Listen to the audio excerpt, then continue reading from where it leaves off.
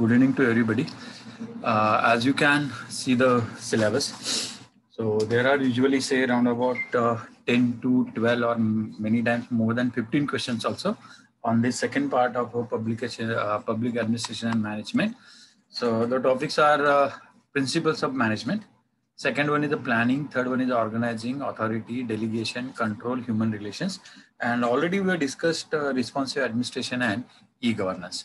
So now first today I would like to go through this slide of one second.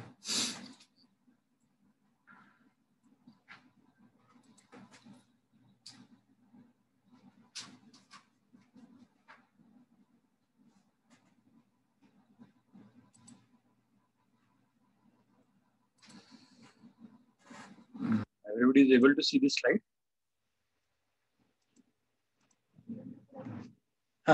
Everybody can see this slide. So the last person. So can you read what has been written? Slide nahi ali? Okay, okay, so again, still there is a question paper of the slide.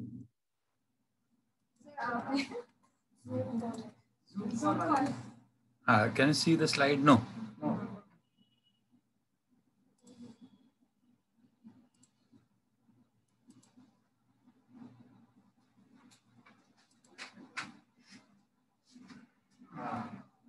Slide आहे ना परत मीच घालवली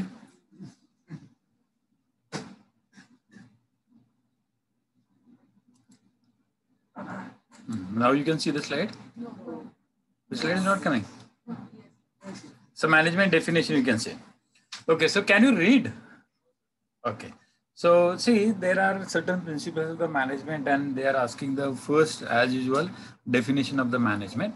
Now, as far as this definition of the management is considered, it's a process. Sometimes it is a platform, sometimes it is institute also. So it is a process of designing and maintaining an environment in which individuals working together in groups efficiently accomplish selected item. So usually we know that aptitude, we usually define the aptitude is the capacity of a particular person to achieve a target with available resources in given time period. So similarly, the management is a process where you are going to achieve the target with available resources in given time frame with certain, the platform or certain rules and regulations.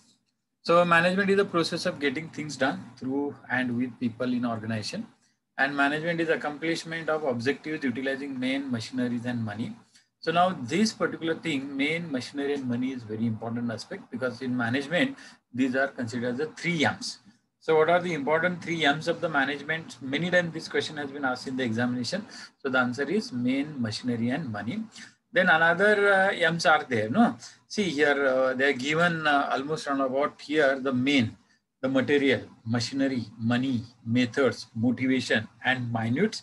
So that becomes, so management is having 7 M's. So what are the 7 M's? What are the 3 M's?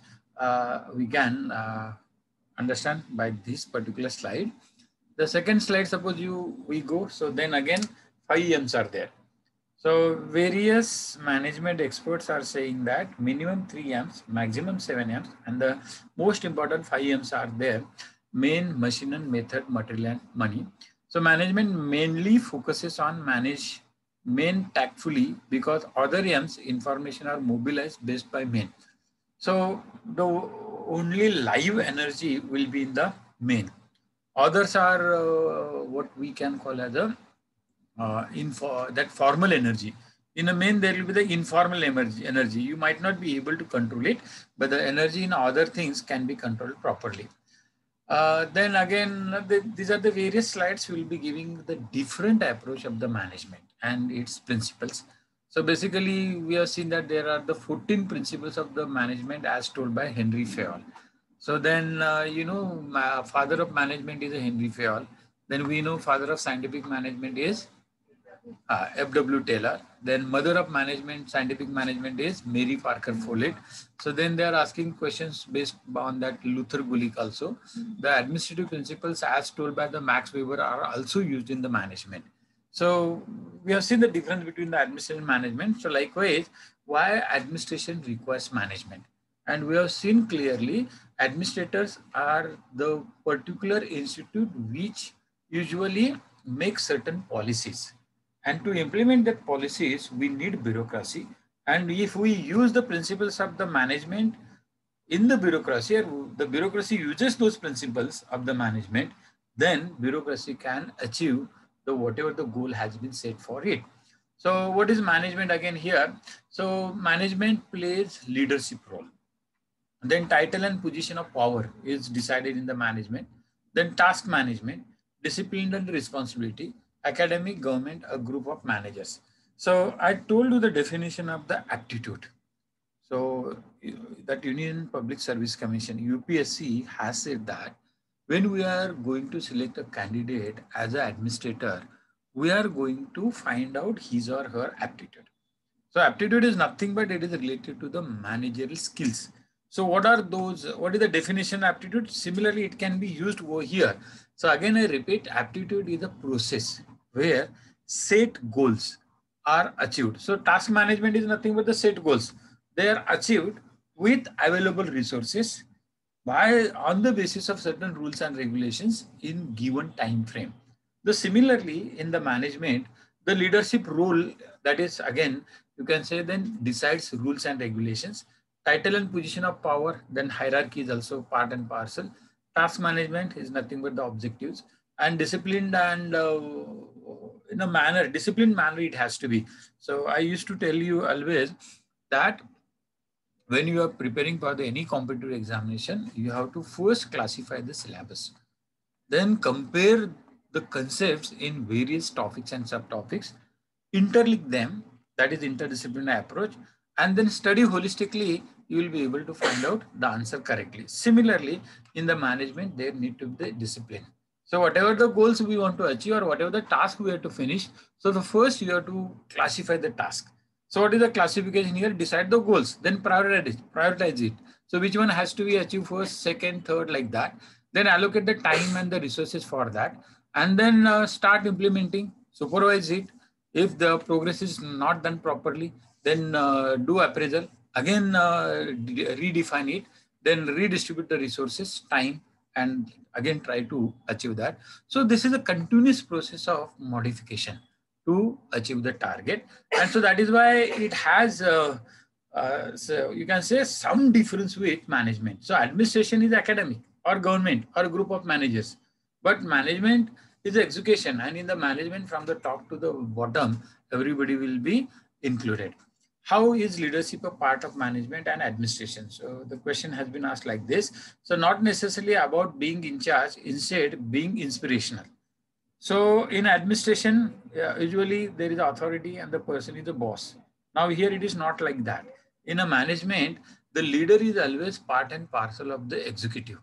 So आपण म्हणतो ना की एखादा कंपनीचा प्रमुख त्यांच्या कर्मचाऱ्याबरोबर जेवला तर त्यांच्याबरोबर काम करायला लागला तरच ते व्यवस्थापन चांगलं चालतं. And so that is why Ratan Tata is called as a good manager. He is never called as an administrator. नाव आपल्याकडचे जे मुख्यमंत्री असतील किंवा हे सो किंवा गव्हर्नर असतील, ही लोक काय आहे, ऍडमिनिस्ट्रेटिव्ह पोस्टचे आहेत. Not necessarily they are management. They are never a manager. So the manager is a person who goes to the grassroots level and tries to motivate each and every part of that particular system. Then next is related to the administration versus management. Again, there are the various, issues related to are the points or the features related to the administration management which we should know.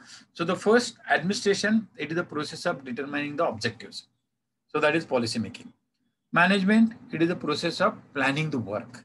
So in the management, planning is very important. How that whatever the objectives has been decided, the policy has been decided. Now, see, last year government decided NEP 2020. That is New Education Policy 2020. Now, what is the difference between the old policy and the new policy? Then how the teachers are going to cope up with that? So then online education is there. So how to achieve that and how to, because see, education is considered as a tool which can bring the equality. Now, because of that pandemic and the lockdown, everybody doesn't have the similar access to e-learning. So sometime in a rural area, there is no connection. If there is a connection, they don't have the proper instrument. And if at all they have these two facilities, they might not have the good teachers. So a lot of problems are there. So those who are in the cities are better placed to have access to the education than in the rural area. And that is why education, the basic objective of the education is what? To bring equality. But because of this, difference between the resources, education does bring what we call as the inequality. त्यामुळं जर बघायला गेला तुम्ही तर प्रशासनामध्ये ठरवलेली उद्दिष्ट गाठण्यासाठी व्यवस्थापकीय मंडळाने जर समजा एखादं पद्धती किंवा एखादी योजना जर ठरवायची असेल तर ती ठरवत असताना बऱ्याच वेळेला नियोजन महत्वाचं असतं आणि नियोजन व्यवस्थित नाही केलं तर मग ते नियोजनाचं काम हे व्यवस्थापनाचं असतं, प्रशासनाचं नाही. For example, see for last 70 years the target of our country is what, as I told you, social justice. मग त्यातलं एक महत्वाचं काय? Poverty elevation. सो आपल्याकडे दारिद्र्य निर्मूलनाचं महत्वाचं उद्दिष्ट आहे ना. तर 1951 पासून आतापर्यंत आपण दारिद्र्य निर्मूलनासाठी वेगवेगळे कार्यक्रम आणले. म्हणजे उद्दिष्ट पहिल्यांदा कोणी ठरवलं? इंदिरा गांधींनी 4थ्या पंचवार्षिक योजनेत, आणि त्यांचं गरिबी हटावी घोषणा होती. मग आता 71 पासून आतापर्यंत जर आपण बघायला गेलो 50 वर्ष झाली. मग 50 वर्षात दारिद्र्य हटलं का? नाही हटलं. Why? Because every 5 years the what we call as a definition of the poverty has changed. अगोदरची जी दारिद्र्याची रेषा होती आणि आताची दारिद्र्य रेषेची फार फरक आहे. पूर्वी दारिद्र्यात काय होतं? रोटी, कपडा, मकान. So if this 3 basic necessities are satisfied in that particular country by the government, then that poverty is alleviated. That was the definition in 1970s or the 80s. पण आता काय झालेलं आहे की रोटी, कपडा, मकानपेक्षा सुद्धा डेटा इज ऑल्सो इम्पॉर्टंट ना. So everybody should have the equal opportunity to access the data. किंवा सध्याच्या ह्याच्यात जर बघायला गेला शिक्षण, so education is also one of the necessity. किंवा आता आपण गेल्या आठवड्यात युनायटेड नेशन्सनी सांगितलं WHO मार्फत युनिव्हर्सल हेल्थ कव्हरेज, प्रत्येकाला ती कोविडची लस, अगेन्स्ट कोविडची लस आहे ती काय मिळाली पाहिजे? फुकट मिळाली पाहिजे. आणि सध्या जगामध्ये आपण बघतो की ते कोविड डिप्लोमसी आणि हा सगळा जो प्रकार चाललेला आहे, तर ह्या सगळ्या ह्याच्यातनं काय दिसून येतं की जे उद्दिष्ट ठरवतं प्रशासन जागतिक पातळीवरती, राष्ट्रीय किंवा राज्य किंवा जिल्हा पातळीवरती, ती गाठायची झाली तर ज्यांना ते गाठण्यासाठी जबाबदारी दिली त्यांनी नियोजन केलं पाहिजे. So that is the main difference between administration and management. Second, administration lays down the policies and principles, जे रूल्स अँड रेग्युलेशन्स, हे कसं करायचं ते ठरवलं जातं. म्हणजे आता पंतप्रधान सिंचाई योजना आहे किंवा आपल्याकडे जलयुक्त शिवार योजना होती, किंवा आता साधं उदाहरण, मुंबई शहरातल्या प्रत्येक व्यक्तीला 140 लिटर दर दिवशी पाणी मिळायला पाहिजे ना, स्वच्छ पेयजल मिळालं पाहिजे. किती जणांना मिळतं? 2 कोटी लोकांना जर समजा आपल्याला 140 लिटर दर दिवशी द्यायचं झालं तर 140 गुणिले जर 2 कोटी केलं तर जवळजवळ हे 280 कोटी लिटर पाणी येतं. And that much water we don't have. So whatever the आपल्याकडे किती 7 तलाव जे आहेत त्याच्यातनं येणार काय, त्या धरणात असलेलं पाणी सुद्धा एवढं नाही. आणि मग आपण एका दिवसाचं पाणी आपण जर पुरवू शकत नसेल तर how we are going to achieve the target. मग याच्यात काय? पाण्याच्या वापरातली बचत म्हणजेच पाण्याचा नवीन स्रोत, किंवा रेन वॉटर हार्वेस्टिंग चाललंय. नवीन बिल्डिंग हायराईज आल्या तर त्यांना सांगितलं की तुम्ही तुमच्या पाण्याची सोय करायची, फक्त पिण्यासाठी लागेल तेवढं आम्ही पुरवणार. So all this particular things are nothing but it lays down the policies and principles. आता आपल्याकडे SRA आहे, तर SRA मध्ये सुरुवातीला किती जागा द्यायची? गेल्या साधारणपणे 20 वर्षात SRA अंतर्गत दिली जाणारी जागा आहे कितीतरी बदलली गेलेली आहे. मग चटई निर्देशांक ज्याला आपण FSI म्हणतो तो सुद्धा बदलला गेलाय. किंवा आता आपल्याकडे नवीन DP प्लॅन आलाय, त्याच्यामध्ये वेगवेगळ्या योजना आलेल्या आहेत. आणि हे सगळं ठरवतं कोण? It lays down the policies, म्हणजेच ऍडमिनिस्ट्रेशन, म्हणजेच इथं अर्बन डेव्हलपमेंट मिनिस्ट्री किंवा UD आपल्याकडे ठरवतं. आणि मॅनेजमेंटमध्ये it executes the policies and programs. मग आता मुंबई महानगरपालिका ही व्यवस्थापन करणारी म्हणायची, आणि तिला कसं काम करायचं हे सांगणार कोण? नगर विकास खातं सांगणार. किंवा आपल्या स्टँडिंग कमिटीनं ठरवलेलं आरोग्याबद्दलचं जे काही असेल, कोविडची मुंबईतलं कोविड कसं थांबवायचा प्रसार किंवा त्याच्यावर नियंत्रण कसं आणायचं, हे आरोग्य खातं अंमलात आणणार. आणि ते ठरवणार कोण? तर आपल्या ज्या 3 गोष्टी म्हणजे कोण? जनरल सभा, त्यानंतर आयुक्त आणि स्टँडिंग कमिटी, हे तिघे मिळून ठरणार. That becomes a part of the administrator and the health department, including certain other supplementary departments which are helping health department are called as a management services. So executes the policies and programs. It prepares the framework, कोण? Administration. आणि supervision करतं कोण? Management. So मॅनेजमेंटमध्ये supervise and control is very important. त्यानंतर it provides direction, guidance and leadership. It coordinates the activities. Then it provides guidelines. It derive strength from administration. आणि मग हे administration management मधला फरक, हे BOD, COE. What is BOD? Anybody knows? Board of director. आणि the CEO म्हणजे chief executive officer. GM म्हणजे general manager, executive managers and supervisors. हे कुणामध्ये असणार आहेत? मॅनेजमेंटमध्ये.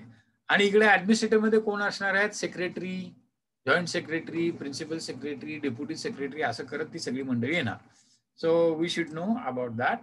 Then next is management and versus administration. Another slide. There has been a controversy on the use of two terms, management and administration. Many experts make no distinction between administration and management. ते बंद करना तिथं आहे. थोड्या नंतर जर झालं तर हे करा.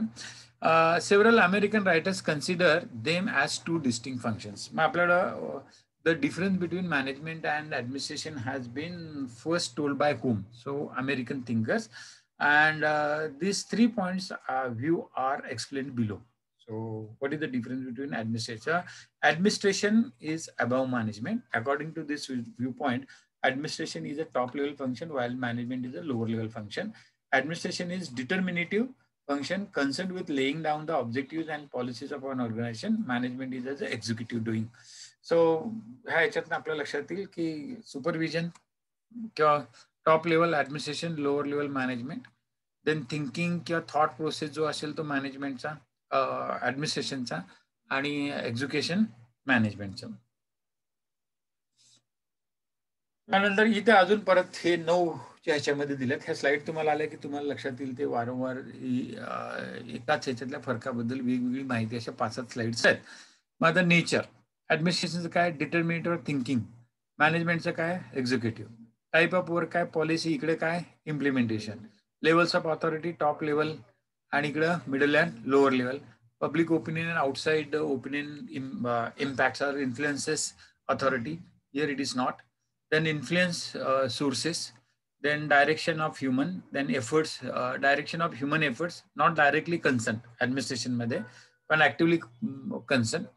त्यानंतर main functions, planning and control, directing of organizing. Skills required, conceptual and human skills, technical and human skills, दोन्ही मधला फरक.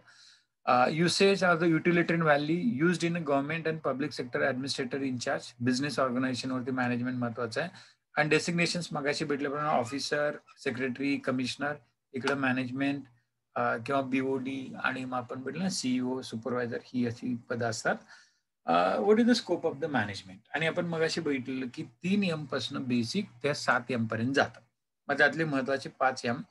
सगळ्यात महत्वाचा M कुठला आहे सांगा? मॅन.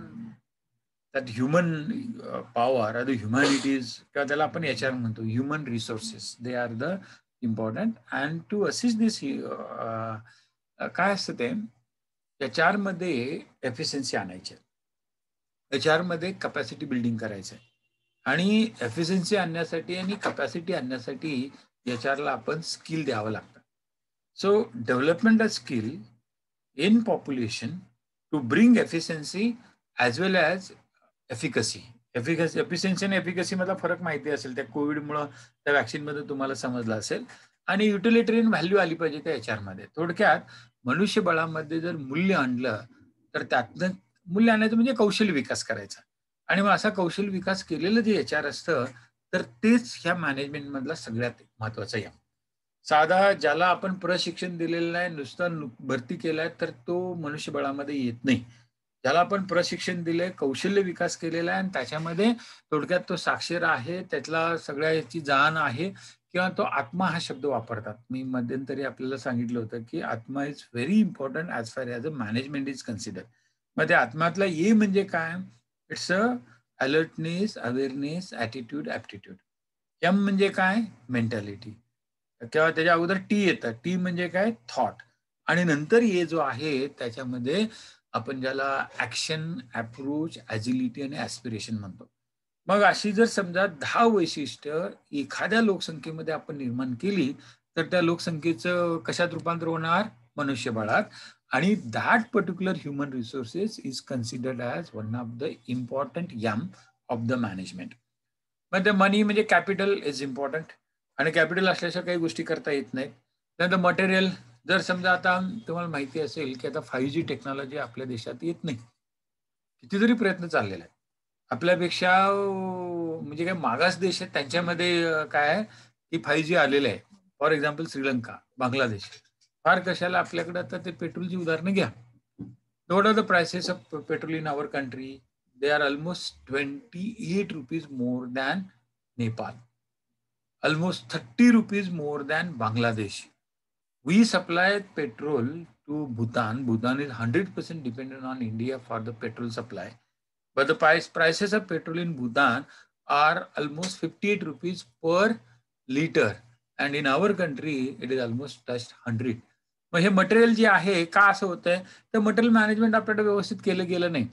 कोविडच्या काळामध्ये जागतिक पातळीवरती पेट्रोलच्या किमती ज्या वेळेला कमी होत्या, त्यावेळेला पेट्रोल एवढ्या प्रमाणात आयात करून आपल्याला ठेवायला पाहिजे होतं. साठवायसाठी सुद्धा आपल्याला भरपूर हे होतं.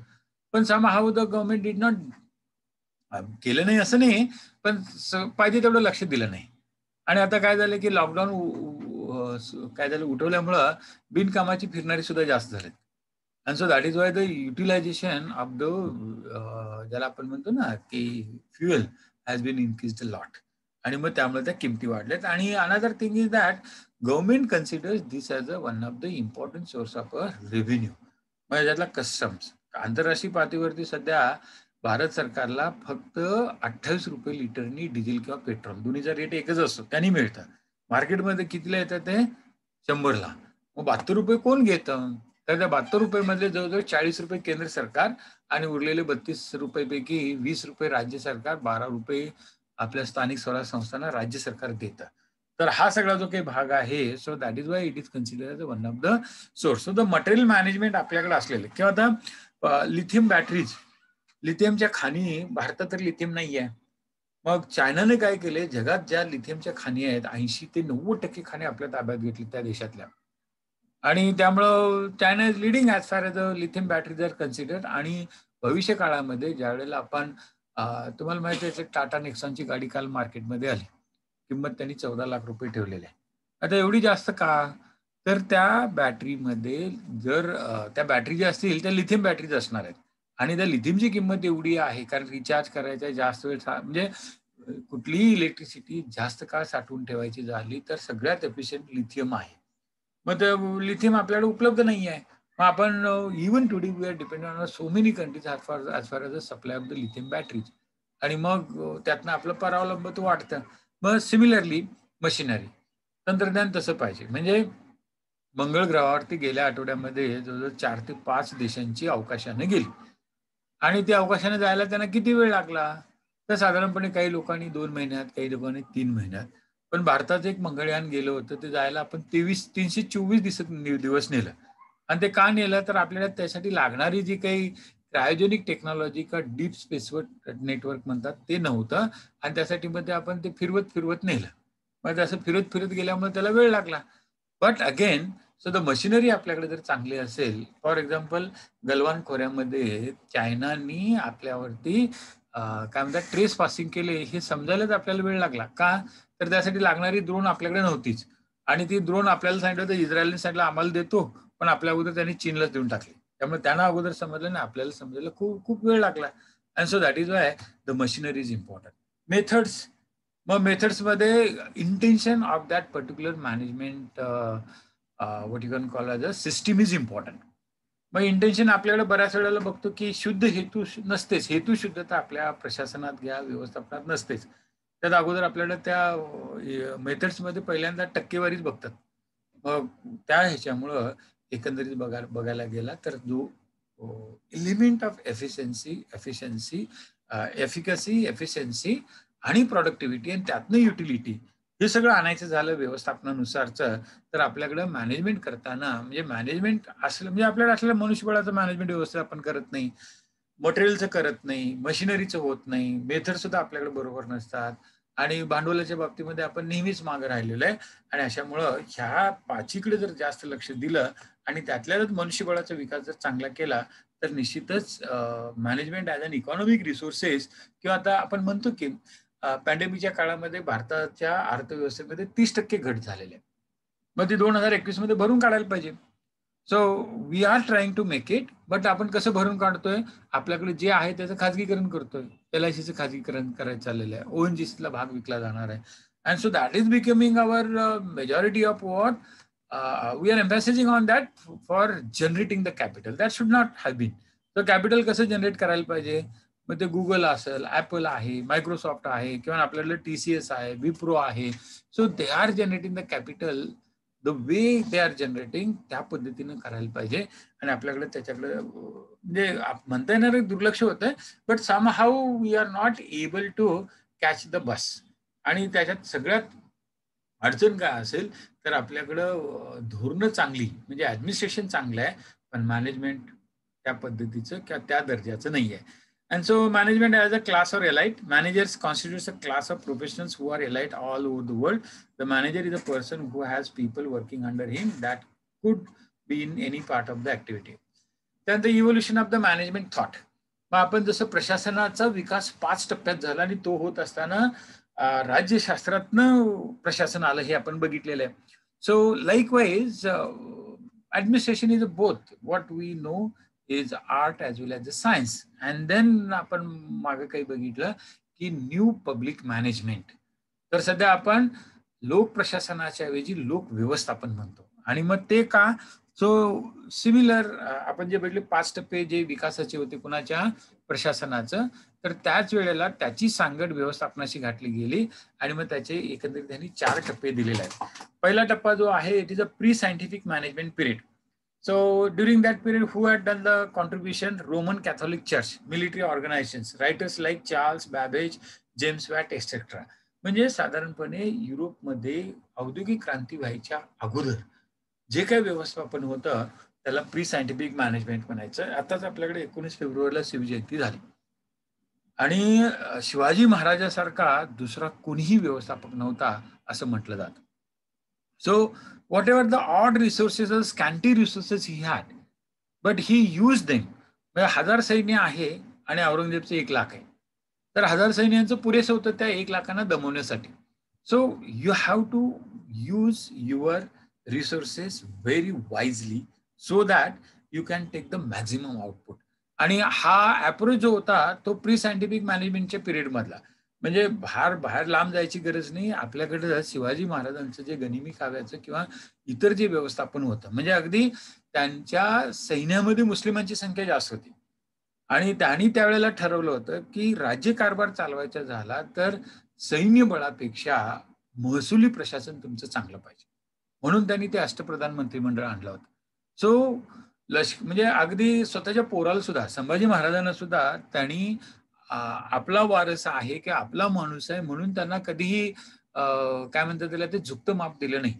त्यावेळेला त्यांनी अष्टप्रधान मंडळ जे होतं तर त्यांच्या सल्ल्यानंच कारभार करताना लष्कर किंवा ज्याला आपण म्हणतो सैन्याची जी ताकद आहे ती वापरली. आणि आता सध्याच्या ह्याच्यामध्ये सुद्धा तुम्ही बघत असाल तर जगभर जेवढ्या लोकशाही आहे त्या लोकशाहीमध्ये काय म्हणतात त्याला सामाजिक सुरक्षा असेल, सामाजिक स्थैर्य असेल ते कुणामुळे आलेलं आहे? तर that is because of the revenue administration. So Shivaji Maharaj give consciously importance to the revenue administration than to the military organization. मग हे त्यांचं जे व्यवस्थापकीय कौशल्य जे होतं so that was very important. That was not done by the Peshwas. दुसरा बाजीराव असू दे किंवा आणखी असू दे त्या सगळ्यांनी हे उलट केलं आणि ते उलट केल्यामुळे मराठीशाही बुडाली. मग शिवाजी महाराजांच्या काळातलं जे व्यवस्थापकीय कौशल्य होतं ते त्यांच्या वारसांनी योग्य पद्धतीने अंमलात न आणल्यामुळे किंवा त्याचा वापर न केल्यामुळं निघून गेलं ते. सो वाय दिस, म्हणजे एकदा घालून दिलेली घडी लगेच का विस्कटली? तर त्याचं कारण it was the management was based on the traditions, based on the individual. It was very relative and so that is Y that management before industrial revolution, साधारण 17व्या शतकात शिवाजी महाराज जर 1630 ते 1680 50 वर्षच होते, 17व्या शतकच होतं. तर 17व्या शतकाच्या काळामध्ये औद्योगिक क्रांती युरोपमध्ये सुरू झाली आणि त्याच्यापूर्वीचं जे व्यवस्थापन तिकडे किंवा आपल्याकडचं असू दे, that was a traditional. So we give the name like a pre scientific management, but moreover it was a traditional and it is depending upon the individual than on the organization. जोपर्यंत जी व्यक्ती किंवा जो राजा काय म्हणायचं की त्याच्याकडे दयाभाव आहे किंवा कल्याणकारी राजा आहे किंवा शिवाजी महाराज आपण रयतेचा राजा म्हणायचो, तर जोपर्यंत तसं काही होतं तोपर्यंत ते टिकलं. पण एकदा ते दुसरा बाजीराव किंवा आणखी तसले काही पेशवे आले तर त्यांनी ते सगळं घालवून गेलं आणि मग ब्रिटिशांनी आपोआप मराठ्यांचा पराभव केला. आणि ब्रिटिशांनी मग असं म्हटलं जातं की मुघलांच्याकडनं भारत न घेता तो कुणाच्याकडनं घेतलाय? मराठ्यांच्याकडनं. So why? Because Marathas were not able to keep up whatever they have acquired. म्हणजे अगदी अफगाणिस्तानचा काही भाग राघोबा दादानी मराठेशाहीमध्ये आणला होता. किंवा जवळजवळ 100 वर्षे दिल्लीतला जो बादशाह होता तो कोण असायला पाहिजे आणि कोण नसायला पाहिजे हे मराठे ठरवत होते. पण मराठ्यांनी स्वतः कधी दिल्लीवरती राज्य केलं नाही. मनात आणलं असतं ते करू शकले असते, पण they were not interested in that. आणि मग त्या वृत्तीमुळेच एकंदरीत ते टिकू शकलं नाही. आणि मग नंतर मग हे औद्योगिक क्रांती सुरू झाली आणि औद्योगिक क्रांतीमध्ये आपल्या सगळ्यांना माहिती आहे, मागच्या वेळेला मी आर्नोल्ड टोयनबीचं नाव घेतलं होतं आणि he put for the concept of the industrialization. So what he said that industrialization is a process where the material is produced on mass scale, quantitatively and qualitatively, by using abiotic source of energy and the principles of what we call as a division of labor, specialization, automation, which results into what we call as a results into profit gaining and disparity in the society. तर थोडक्यात ते औद्योगिकीकरण होत असताना त्या प्रक्रियेमधले हे जे काही गुंतागुंत होती तर ती समजा समाजासाठी उपयोगी करायची झाली तर काय करायला पाहिजे? तर प्रशासनापेक्षा व्यवस्थापकीय तत्व वापरली पाहिजे आणि त्याच्यातून मग क्लासिकल थिअरी आल्या. मग त्यातली पहिली classical theory scientific management FW टेलरची, ऍडमिनिस्ट्रेटिव्ह मॅनेजमेंट थिअरी हेनरी फेयॉलची, ब्युरोक्रेटिक मॉडेल कोणाचं सांगा? इथे लिहिलेलं नाही पण माहिती आहे ना आपल्याला, मॅक्स वेबर. म्हणजे आता क्लासिकल थिअरी आहेत तिघांच्या. Scientific management Frederick Taylor, administrative management कुणाला सांगितलं मी? Henry Fayol. आणि ब्युरोक्रेटिक मॉडेल कुणाचं? Max Weber. आता ह्या तिघांचंच होतं असं नाही, ह्या तिघांच्या बरोबर क्लासिक सायंटिफिक मॅनेजमेंट अजून लोक होतीच. मग आता अजून एका महिलेचं मी नाव सांगितलं, कोण? Mary Parker Follett. She is known as the mother of scientific management. She also said about that. Administrative मॅनेजमेंटमध्ये सुद्धा विलोबी होता, LD वाईड होता, ही सगळी लोक होती. ब्युरोक्रेटिक मॉडेलमध्ये मॅक्स वेबर बरोबर अगोदर आणखी काही RK मॉर्टनचं नाव तुम्हाला मी सांगितलं तर तो होता. So these are called as a classical theories.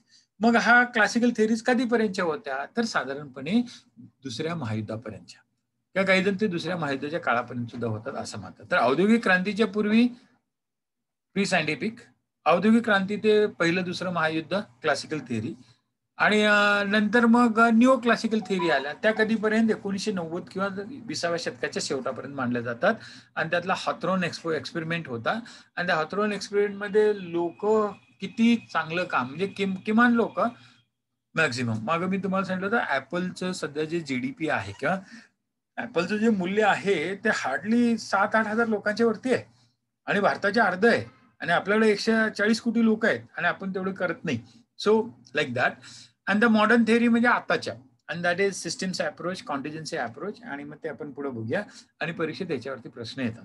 तर लक्षात ठेवा, प्रशासनाचा विकास 5 टप्प्यात, व्यवस्थापनाचा विकास किती टप्प्यात? 4 टप्प्यात. मग ह्या याच्यामध्ये हे टप्पे आपल्याकडे महत्वाचे. आता management theories, pre scientific theories अशा काही नाही आहेत. आणि मग तुम्हाला सांगितलं की Shivaji was the best manager in the world before pre scientific management, as far as not only India is considered in European countries also. आणि शिवाजी महाराजांच्या बद्दल अगदी European, not only British but France असेल किंवा डच असेल तर त्यांच्या इतिहासामध्ये, कारण आणि पोर्तुगीज, त्यांच्या इतिहासकारांनी शिवाजी महाराजांनी स्कॅन्टी म्हणजे अतिशय तुटपुंज मनुष्यबळ किंवा रिसोर्सेस आहेत, पण फार मोठं काम कसं करू शकलं because of his manager skills असं म्हटलं जातं. म्हणजे ते अफजल खान बघा, त्याचं अफजल खानाच्या एक पंचमांश सुद्धा शिवाजी महाराजांचं वजन नव्हतं आणि फक्त हातात घातलेल्या त्या काय ते वाघ नख्याने त्यांनी अफजल खानाला मारून टाकलं.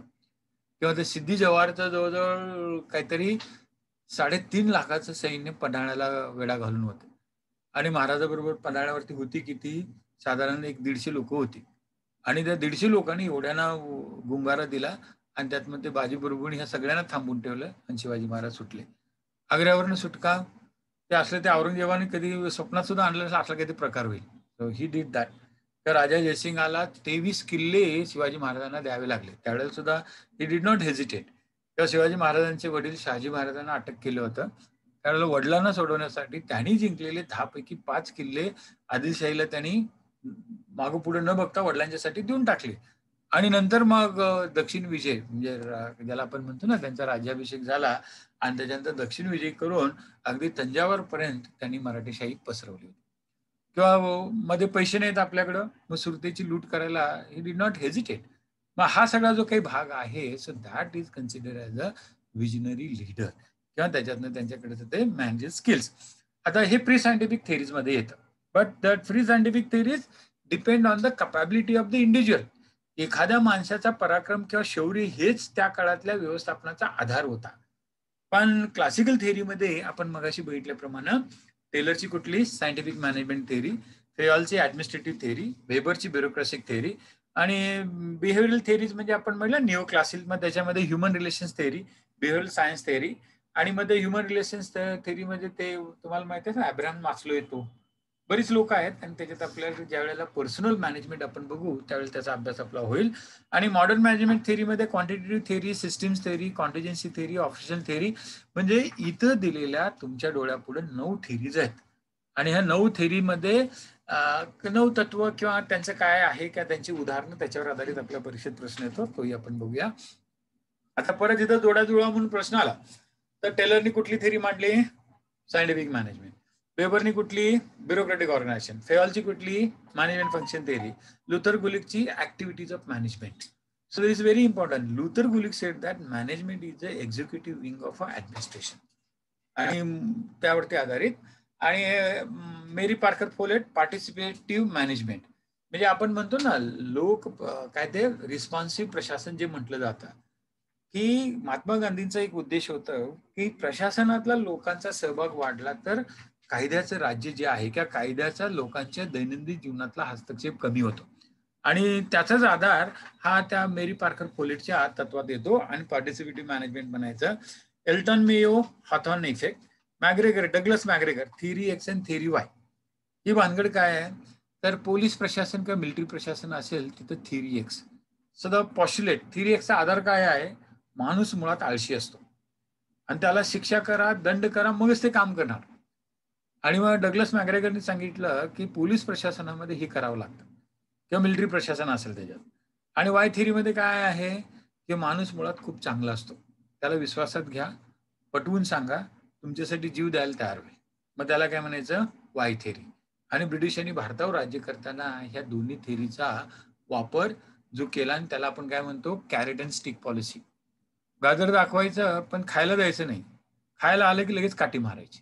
मग असं करून त्यांनी भारतीयांना टप्प्याटप्प्यानं थोडं काय म्हणतात त्याला अधिकार दिले शिक्षणाच्या बाबतीत तसंच. आणि त्यांची दुसरी पॉलिसी म्हणजे काय? Divide and rule. And that is nothing but again theory X and theory Y मचाच भाग म्हणायचा. त्यानंतर ॲग्रीएस त्यांनी ॲग्रीरिस आणि एम्प्लॉई पार्टिसिपेशन. आणि मग आपल्याकडे त्या कमानी ट्यूब्स, आपल्याकडे इथे कुर्ल्याच्या जवळ एक फॅक्टरी होती, बंद पडली आणि ती दत्ता सामंतच्या काळामध्ये कामगारांनी स्वतःला चालवायला घेतली. And that become one of the best example in the world for the first time. Factory run by home workers. आणि मग ते आर्गिरिसचं जे तत्वज्ञान किंवा त्याची जी फिलॉसॉफी भारतात पहिल्यांदा आणि जगामध्ये मग ते माओइझम आहे किंवा ते लेनिनिझम, मार्क्सिझम. तर त्या ह्याच्यामध्ये एम्प्लॉई पार्टिसिपेशन पेक्षा काय होतं? रूल ऑफ एम्प्लॉई हा प्रकार होता, पण तो कुठंच आलेला नाही जगामध्ये. So we have to just remember this important things. त्यानंतर आता need hierarchy theory, two factor theory, achievement theory, X and Y theory, existence relatedness and growth theory कुणी कुठल्या वर्षी मांडली हे दिलेलं आहे. आणि आपल्या परीक्षेत जोड्याजुळू आणि असलंच येतं आणि थोडंफार याची जी माहिती आहे पुढे बघूया आपण. तर मास्लोनी 1943 म्हणजे दुसऱ्या महायुद्धाच्या काळात नीड हायरार्की थेअरी मांडली. माणसाला पहिला जैविक गरजा भागितल्या तरच त्याच्या सामाजिक गरजेची आवड निर्माण होते. आणि जेवायलाच नाही मिळालं तर त्याला ते दया करू किंवा हे असलं काही ऍस्पिरेशन असलं वगैरे काही असत नाही. मग ते हॅर्झबर्गची टू फॅक्टर थेअरी, त्यानंतर अचिव्हमेंट थेअरी मॅक्लेलँडने मांडली. डग्लस मॅकग्रेगरची आपण एक्स अँड वाय थेअरी बघितली. अल्डरफर्डची ती एक्झिस्टन्स रिलेटेडनेस अँड ग्रोथ, ह्या सगळ्या थेअरी काय पुढे आहेत आपण. आणि प्रोसेसच्या बाबतीमध्ये expectancy theory, equity theory, goal setting theory. आता ह्या थेअरी कशाच्या आहेत? मॅनेजमेंटच्या आहेत. आणि मॅनेजमेंटमध्ये सगळ्यात महत्वाचं काय आपण बघितलं, which M is very important, men. मग ह्युमन रिसोर्सेस. मग त्या ह्युमन रिसोर्सेस कडनं जर समजा आपल्याला मगाशी सांगितलेली ती काय म्हणायचं त्याला, एफिकसी, एफिशियन्सी, प्रोडक्टिव्हिटी, युटिलिटी, हे सगळं जर आणायचं झालं, स्किल जर करायचं झालं, तर एचआरला काय करायला पाहिजे, मोटिवेट करायला पाहिजे. आणि मग ह्या सगळ्या मोटिवेशन थिअरी आहेत. तर match the following about motivation theory, म्हणजे तुम्ही प्रेरणा द्यायला पाहिजे. प्रेरणा दिल्याशिवाय लोक कामं करत नाही. मग त्यांना आमिष द्यायला पाहिजे, लाच सुद्धा द्यायला लागते प्रसंगी, किंवा त्यांना मदत सुद्धा करावी लागते. आणि मग अशा वेळेलाच ह्या गोष्टी होत जातात. म्हणजे आता सरपंच ह्याच्यामध्ये तुम्ही बघितलं असाल, जळगाव जिल्ह्यात किंवा नाशिक जिल्ह्यात सुद्धा किंवा धुळ्यामध्ये ते लिलावच चालू केला त्यांनी. सरपंच 2 कोटीला किंवा पंच असेल तर 1.5 लाखाला असं वगैरे होतं.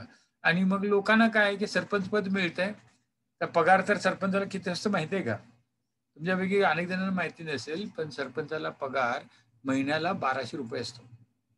आणि तेही मोठी ग्रामपंचायत असेल तर. लहान ग्रामपंचायत असेल 600 रुपये. आता ते 1200 घेतलं, वर्षाचं किती होणार तुमच्या लक्षात आलं असेल ना. आणि तेवढं घेण्यासाठी लोकांनी 2-2 कोटी रुपये. So it was nothing but related to what we call the status symbol, असा तो प्रकार होता. किंवा अनेक क्लबचे आपल्याकडे ते मेंबरशिप घेतात. कधी जाणार नाहीत क्लबमध्ये, पण ते मेंबरशिप आहे म्हणणार, प्रचंड प्रमाणात पैसा वगैरे खर्च केला जातो. हा सगळा जो काही भाग आहे त्या motivation, they people want to prove themselves. आणि मग त्या ह्याच्यातनं, किंवा ते तुम्हाला माहिती असेल ना, तो ही जी अमेझॉनचा मालक, काय नाव त्यांचं, हा जेफ बेझोस, त्यानं आपल्या बायकोला डिवोर्स देताना, बायकोला डिवोर्स दिल्यानंतर जगातली 3री श्रीमंत महिला बनवलं होतं. So again he was motivated that की जाऊ दे, बॅच जाते, पैसे द्या, पण ही डीड दॅट. सो हा सगळा जो काही भाग आहे, सो मोटिवेशन इज मग that is again the management thing. त्यांनी पैशाकडे किंवा ह्याच्याकडे बघितलं नाही, पण peace of mind was very important. So मग that comes under need hierarchy theory. So हा सगळा जो काही भाग आहे, so we should know about it. आता इथे इव्होल्युशन ऑफ मॅनेजमेंट थिअरी जी मगाची आहे, तेच परत इथं मगाशी आपण काय बघितलं होतं, पिरियड मध्ये बघितलं होतं. तर इथे इयर्स मध्ये दिले. तर 1890, 1920, 1940, 1970 आणि 2000. मगाशी तुम्हाला 1890च्या अगोदर त्याला प्री सायंटिफिक म्हणायचं. शक्यतो ते 1700च्या अगोदरचं पाहिजे. 1890 पर्यंत जे आहे ते सायंटिफिक मॅनेजमेंटला सुरुवात झाली. 1920ला ते ऍडमिनिस्ट्रेटिव्ह मॅनेजमेंट, 1940ला बिहेवियर मॅनेजमेंट, 1970ला मॅनेजमेंट सायन्स, आणि 2000 साली ऑर्गनायझेशनल एन्व्हायरमेंट. आणि ते कुणाचं काय आहे ते आपण अगोदर बघितलेलं आहे. मग आता हे क्लासिकल स्कूल. मग ते क्लासिकल स्कूल म्हणजे औद्योगिक क्रांतीनंतर झालेलं आहे. आणि त्यातले 3 महत्वाचे माणसं आहेत. FW टेलरचं कुठलं आहे, सायंटिफिक मॅनेजमेंट. फेरॉलचं काय आहे, मॅनेजमेंट प्रोसेस थेअरी. आणि ब्युरोक्रॅटिक ऑर्गनायझेशन कोणाचं आहे, मॅक्स वेबर. आणि हे काय थोडक्यात दिलेलं आहे. आणि फ्रेडरिक टेलर काय होता, known as the father of scientific management, based his philosophy on following basic principles. So what was his first principle, he determination of standards of performance. म्हणजे परफॉर्मन्स अप्रिझल जे आहे ते करायचं झालं तर काय ते स्टँडर्ड पाहिजे ना. कोण म्हणजे आता आपल्याकडे बघा CR लिहितात ना, मग ते बरा, चांगला, वाईट आणि कामावर न ठेवण्या इतपत चांगला, म्हणजे काढून टाकण्या इतपत असं वगैरे त्याच्यात असतात. 4 ते 5 लिहिले जातात. तर that is nothing but the determination of standards of performance. आणि मग आपल्या महाराष्ट्र शासनामध्ये महाराष्ट्र नागरी सेवा अधिनियम, त्याच्यातल्या नियमानुसार ते ठरवलं जातं. Functional foremanship, instead of workers and supervisors determining the sequence of operations and selection of tools, functional foreman expert in their area should be involved in the planning. म्हणजे आता याच्यात काय झालं की लोक प्रत्यक्षात नियोजन करताना तज्ञ लोक घेतली पाहिजेत आणि जे लाभार्थी आहेत किंवा प्रत्यक्ष ते काय म्हणतात अंमलात आणणार त्यांचं फक्त सहकार्य घ्यायचं पण ठरवायची ती एक्सपर्टनी असं त्यांना सांगायचं होतं आणि who that expert he give the name called as a functional foreman. आणि मग त्याच्यानंतर तिसरं जर बघायला गेला ही 2 तत्व त्यांनी सांगितली. नंतर new classical school of management that behaviour school is a logical extension of the human resource school. आणि ह्युमन रिसोर्स स्कूलचं मी मगाशी तुम्हाला सांगितलं की मनुष्यबळाचा विकास करायचा झाला तर त्याच्यामध्ये एफिकसी एफिशियन्सी प्रॉडक्टिव्हिटी युटिलिटी आणण्यासाठी जे स्किल लागतील त्याचं ट्रेनिंग आपण त्यांना द्यायला पाहिजे. They are largely concern with the motivation आणि मग ट्रेनिंग दिल्यानंतर त्याच्यात ते मोटिवेट असले पाहिजेत ना. बऱ्याच जणांचं कसं असतं की क्षमता असते DYSP किंवा ISY ची पण ते PSI झाल्यानंतर बुलेटवरनं फिरून पैसे मिळायला लागले की they don't want to go ahead. मग तसं असून चालत नाही. So this motivation of the workers त्यांच्यामध्ये ॲस्पिरेशन व्हॅल्यू आणली पाहिजे. Workers are diverse in their needs and want challenging work participative decision making self direction and control. तर काही लोकांना वाटतं की आपण काम करतोय तर आम्हाला व्यवस्थापनात सहभाग मिळाला पाहिजे समथिंग लाईक दॅट. काही जणांना थोडंफार अधिकार दिले तर they are very happy. Managers must help workers deal with situational constraints and social aspect of the organisational and environmental changes. मग आता जर बघायला गेला concept summary modern management theory जे आहेत आता आपण क्लासिकल बघितलं न्यू क्लासिकल बघितलं आणि मॉडर्न मॅनेजमेंट थेरीचा सगळ्यात महत्वाचं काय रॅशनलिझम म्हणजे म्हणजे एखादं उद्दिष्ट गाठायचं ते बुद्धिवादानं गाठलं गेलं पाहिजे. म्हणजे आता तुम्हाला बघा काय व्हायचं आहे वॉर्ड ऑफिसर व्हायचं. मग आता तुमच्यापैकी कुणी त्या अनिरुद्ध बापूकडे गेला मग ते एक पेन देतात आणि त्यांनी सांगितलं ह्या पेननीच तू पेपरली नक्की वॉर्ड ऑफिसर होईल. शक्य नाही ते होणं. किंवा अनेक जण काय करतील ते सिद्धिविनायकला 5 मंगळवार चालत जाणार आणि वॉर्ड ऑफिसर होणार. चुकून एका दुसरा होईल सगळेच होईल असं नाही. So all that so this is not rationalism. Rationalism म्हणजे काय की त्याच्यामध्ये what we call as a key input rational input असायला पाहिजे आणि त्यातनं आउटपुट निघणारं तर ते सुद्धा आपण साध्य करतोय असंच असायला पाहिजे. आता तुमच्यापैकी एकानं ठरवलं की नाही मी वॉर्ड ऑफिसरच्या तयारी करणार आणि भारतात IASच्या परीक्षेत पहिलं होणार आहे. शक्य आहे का? It's not possible. IASच्या परीक्षेसाठी वेगळीच तयारी करायला पाहिजे. And so rationalism is nothing but those who know their limits as well as their what you can call the positivity किंवा ज्याला आपण इंग्लिशमध्ये किंवा मॅनेजमेंटमध्ये स्वॉट अनालिसिस म्हणतात. Strength, weaknesses, opportunities and threats यांचा योग्य पद्धतीनं वास्तविक दृष्ट्या स्वप्नाळूपणे नाही तर बरीच लोक स्वप्न बघतात. तर स्वप्नरंजन न करता वास्तविक दृष्ट्या ठरवलेले उद्दिष्ट गाठताना स्वतःचं स्वॉट अनालिसिस करायचं आणि त्यानुसार जर कष्ट करायची जर आपल्याकडे तयारी असेल so that type of the management is nothing but modern management. Systems, organizations must be thought as open systems. Contingencies, managerial actions must be set up on a contingent basis. आता कॉन्टिजेंट बेसिस म्हणजे काय आपल्याकडं बघा भारताच्या ज्या पंचवार्षिक योजना होत्या तर त्याच्यात हे सगळं लागू पडतं. पहिली पंचवार्षिक योजना करताना आपल्याकडं पंडित नेहरूंनी ते नंतर गुलजारीनंतर भारताचे उपराष्ट्रपती झाले होते म्हणजे काय ते हंगामी पंतप्रधान झाले होते तर त्यांना कार्यकारी अध्यक्ष नेमले होते आणि मग त्यांनी काय केलं की आपल्याकडे असलेल्या साधन संपत्तीच्या मर्यामध्ये राहून विकास करायचं ठरवलं आणि त्याला हॅरॉल्ड डोमर मॉडेल म्हटलं गेलं. तर हॅरॉल्ड डोमर मॉडेल काय होतं साधनं जेवढी आहेत तर त्याच्या मर्यादेत राहा विकास करा आणि कर्ज काढायचं नाही तर आपल्याकडे जे त्याच्यानुसार. मग आता नंतर काय झालं दुसऱ्या आणि तिसऱ्या पंचवार्षिक योजनेमध्ये भारताच्या संख्याशास्त्राचे जनक PC महालनोबिस तर त्यांच्या अध्यक्षतेखाली आपल्याकडे नियोजन करायला सुरुवात झाली आणि अर्थात पंतप्रधान अध्यक्ष असतात हे उपाध्यक्ष किंवा कार्यकारी अध्यक्ष होते आणि मग त्यांनी जे मॉडेल आणलं तर त्या मॉडेलमध्ये काय झालं की इतर देशातनं तंत्रज्ञान आयात करायची भांडवल त्यांच्याकडनं घ्यायचं कर्ज काढायचं आणि आपल्याकडल्या साधन संपत्तीचा विकास. मग त्यात आपल्याला कोळशाच्या खाणीचा विकास व्हायला लागला पोलाद कारखाने आले धरणं बांधायला लागलो आपण. सो ते टेक्नॉलॉजी आपल्याकडे नव्हती तर ती टेक्नॉलॉजी आपण आयात केली भांडवल आयात केलं आणि आपला विकास करायला सुरुवात झाली आणि मग त्याला PC महालनोबिस मॉडेल म्हटलं.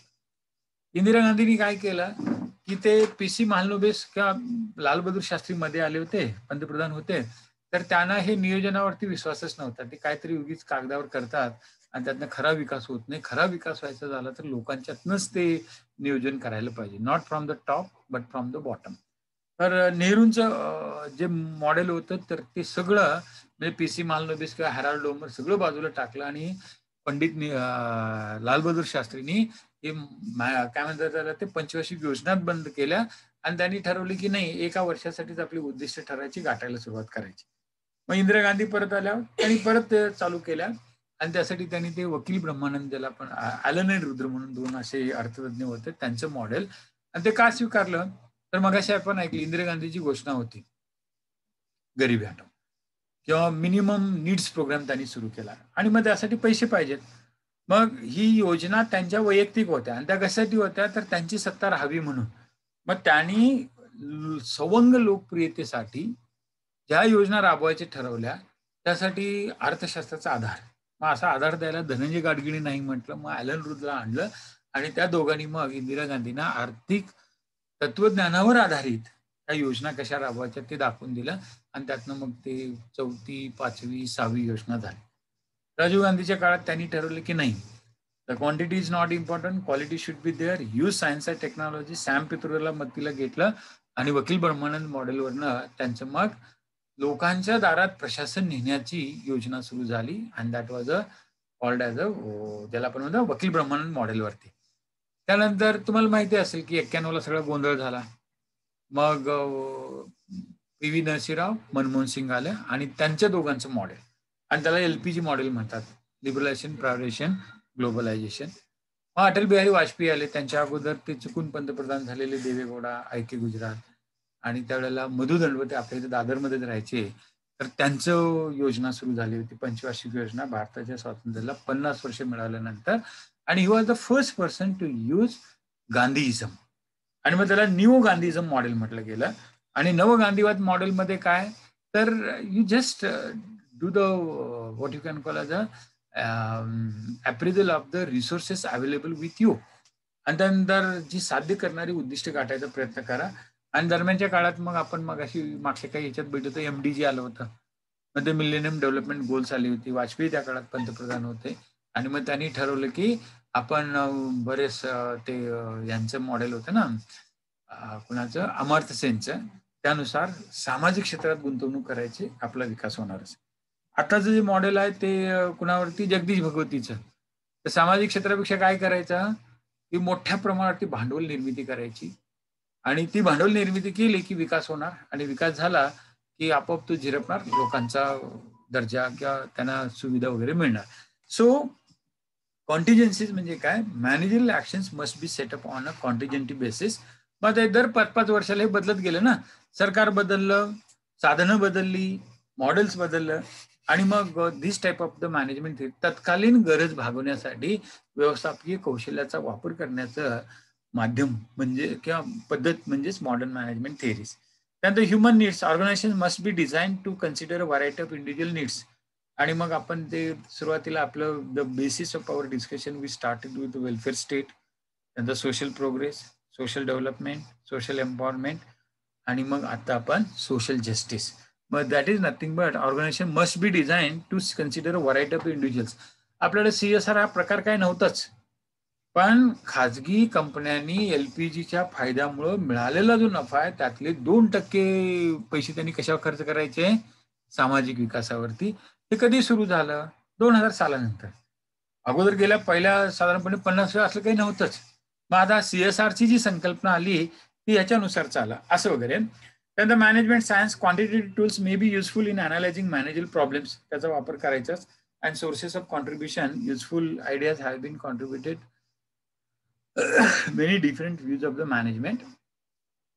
मग आता हेनरी फियालच्या बद्दल आता ही माणसं बघा, एक 9 जण आहेत, त्या प्रत्येकाबद्दल थोडी थोडी माहिती पाहिजे. हेनरी फियाल कोण होता तर तो फ्रेंच माणूस होता आणि मायनिंग इंजिनियर म्हणजे खाण उद्योजक. त्याचं शिक्षण कशात झालं होतं, मायनिंगमध्ये झालं होतं. त्यांनी कुठली कुठली पदं केली तर he founded the mining company called as a, हे फ्रान्समधलं नाव आहे, माहिती पाहिजे असं नाही, ते सोडून दिलं तरी चालतं. त्यांनी लिहिलेलं पुस्तक परीक्षेत प्रश्न आलेले आहेत आणि मग त्यांनी लिहिलेलं ॲडमिनिस्ट्रेशन इंडस्ट्रियल एट जनरल म्हणजे जे आहे ना तर उद्योगाचं प्रशासन हे असं पुस्तक त्यांनी लिहिलं होतं. It was publish in English as a general and industrial management 1948-49 and is widely considered a foundational work in a classical management theory. मग परीक्षेत प्रश्न आला, क्लासिकल मॅनेजमेंट थिअरीचं बायबल कुणाला म्हणतात? तर ते हेनरी फेयॉलनं लिहिलेलं कुठलं पुस्तक? जनरल अँड इंडस्ट्रियल मॅनेजमेंट, त्या पुस्तकाचं नाव. आणि परीक्षेत असे प्रश्न आले तर पुढे कॉन्ट्रीब्युशन त्यांनी काय केलं तर आपल्याला माहित आहे 14 मॅनेजमेंट प्रिन्सिपल्स आपण ते बघितलेले आहेत.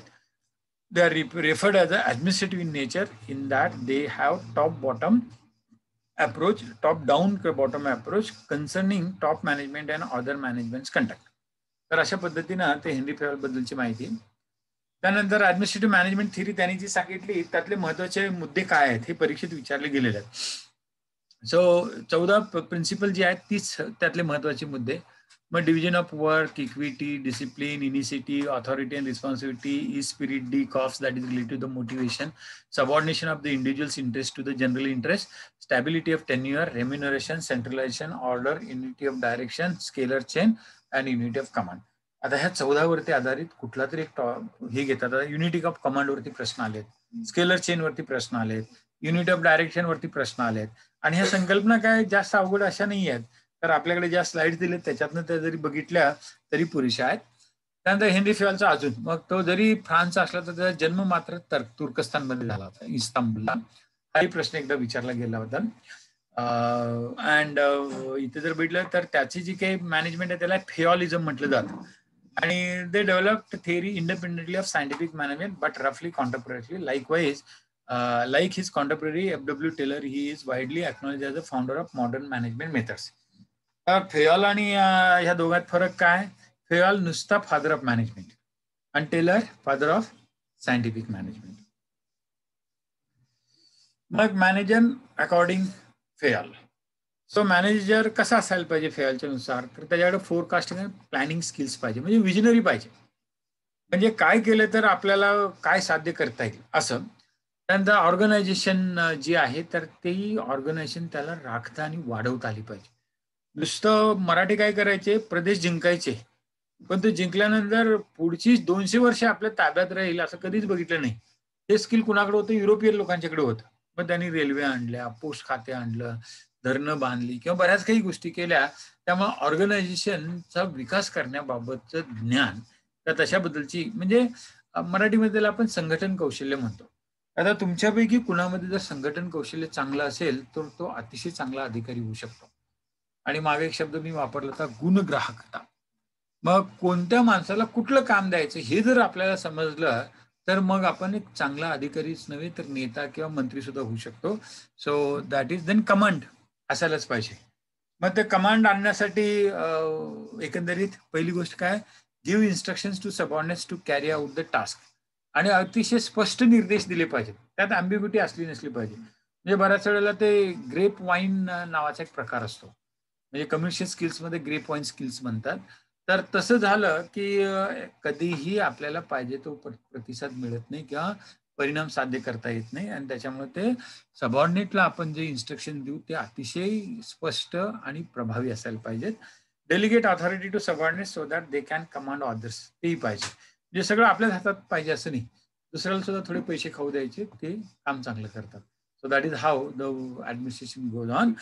म्हणजे सध्याचे आपले बघा, पंतप्रधान मोदी आणि उद्धव ठाकरे दोघांची तुलना केली तर सर्वात जास्त यशस्वी कोण आहे सांगा?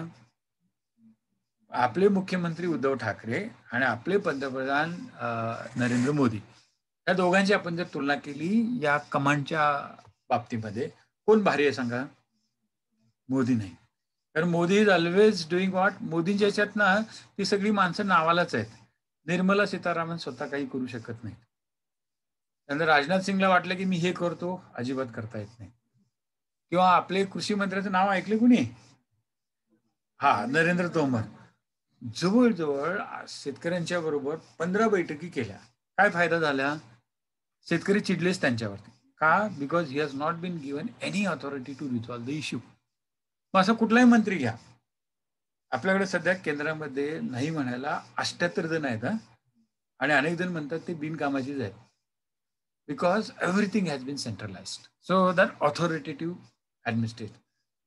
आणि आता आपल्या महाराष्ट्रामध्ये राजेश टोपे जेवढे लोकांना माहिती आहेत त्यांच्यापेक्षा कमी उद्धव ठाकरे माहिती आहेत.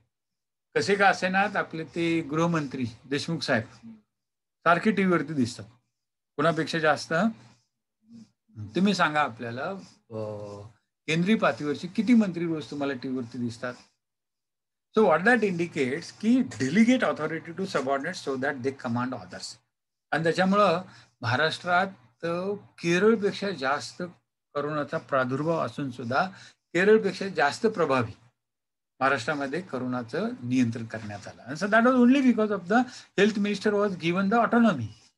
किंवा आता तुम्ही जर बघायला गेला प्रत्येक मंत्र्याला, त्या राठोड वनमंत्री आहेत त्यांना काय वाटेल ते करायला परवानगी दिली. So you know it. So हा जर बघायला गेला त्यांच्यात काही इंटरफिअरन्स केलेलं नाही. So that particular thing is considered as a one of the very good approach as far as a how the administrator can be manager. तर ॲडमिनिस्ट्रेटर हा सेंट्रलाइज झाला म्हणजे आता शी जिनपिंग त्यांनी मोदीवरती भरपूर प्रेशर आणायचा प्रयत्न केला जेणेकरून की मोदी ते वाटाघाटीमध्ये त्या गलवानाने ह्याच्यामध्ये काहीतरी आपल्याला देतील. मोदी आणि ते सी जिनपिंग दोन्ही तशीच आहेत. आणि त्याच्यामुळे काय झालं शेवटी आता थंडी पडली आणि आपण वरच्या टप्प्यावरती आहोत ते खालच्यावरती. आणि थंडीत जर समजा काय करायचं तर भारत काहीतरी करू शकतात. त्याच्यामुळे त्यांनी ते सैन्य माघारी घेतलं. मग इथं काय झालं की मोदींची ज्याला आपण म्हणतो ना diplomacy and that was again only because of S Jaishankar. आणि त्यातनं ती यशस्वी ठरली. आता अशाच काही गोष्टी साधारणपणे ज्या वेळेला कमांड हातात ठेवलं तर होतं, पण डेलिगेट केलं तर त्याचे फायदे असतात. साधारणपणे डेव्हलपमेंटल ऍडमिनिस्ट्रेशनमध्ये delegation is very important. Police आणि मिलिटरी ऍडमिनिस्ट्रेशनमध्ये कमांड इज इम्पॉर्टंट. त्यानंतर coordination, ensure all staff are working towards common goals, हे असायला पाहिजे. आणि बऱ्याच वेळेला असं होत नाही. म्हणजे मुंबईतलं सांगतो तुम्हाला, आपल्याकडले आत्ताचे जे काही कमिशनर आहे त्यांच्या अगोदरचे कमिशनर परदेशी साहेब, तर the whatever the the message send by him to all the ward officers and other was not very positive. आणि त्यामुळे पहिले 2-3 महिने मुंबईमध्ये कोरोनाचा प्रादुर्भाव प्रचंड प्रमाणात होता. त्यांना हलवले, इक्बाल सिंग आले, चहल आले आणि त्यांनी काय केलं, सगळं बदलून टाकलं. So why this happened? Coordination. So the coordination करण्याची कपॅसिटी आणि त्यात सुद्धा will power is very important. म्हणजे परदेशी साहेबाकडे जी विल पॉवर नव्हती असं नाही, पण somehow he did not executed it. But Chahal, when he took over, he executed it very wisely and we were able to control corona in city of Mumbai. त्यानंतर control कसं करायचं त्याच्याबद्दलची माहिती. So साधारणपणे हे 5 वैशिष्ट्य कुणी सांगितलेल्या आहेत व्यवस्थापकाची? Henry Fayol. Frederick Taylor. जसं हेनरी फेअरचं बघितलं आपण 3-4 स्लाइडमध्ये, तसं फ्रेडरिक टेलरचं, founder of scientific management, 4 principles to increase efficiency in the workplace. कारण शेवटी बघा मॅनेजमेंट मधला एम मधला ह्युमन रिसोर्सेस फार महत्वाचा. आणि मग ते मनुष्यबळाचा विकास करायचा झाला तर काय करायला पाहिजे, तर determine one best way to do the job. आणि सगळ्यांनी त्याच पद्धतीने करायचा. मग आता ते आपल्याकडे महाराष्ट्रामध्ये लखीना पॅटर्न होता. कुठल्याही प्रशासकीय कार्यालयाची कार्यक्षमता वाढवायची झाली तर ती बैठक व्यवस्था कार्यालय त्यांनी बदलली. अनिल लखानी नावाच्या आय एस अधिकाऱ्यांनी अहमदनगरला कलेक्टर असताना, आणि ती महाराष्ट्रातल्या सगळ्या प्रशासकीय कार्यालयात वापरली गेली. मोठ्या प्रमाणावर ते प्रशासकीय क्षमता वाढायला लागली. तर चंद्रकांत दळवी जे होते तर त्यांनी झिरो पेंडन्सी नावाची टेक्निक आणली. तर कुठलीही फाईल प्रलंबित ठेवायची नाही. आजच्या आज जेवढ्या फाईली आल्या, आज 400 फाईली आल्या, थांबू देत काही होऊ देत, त्या निकाली काढायच्याच.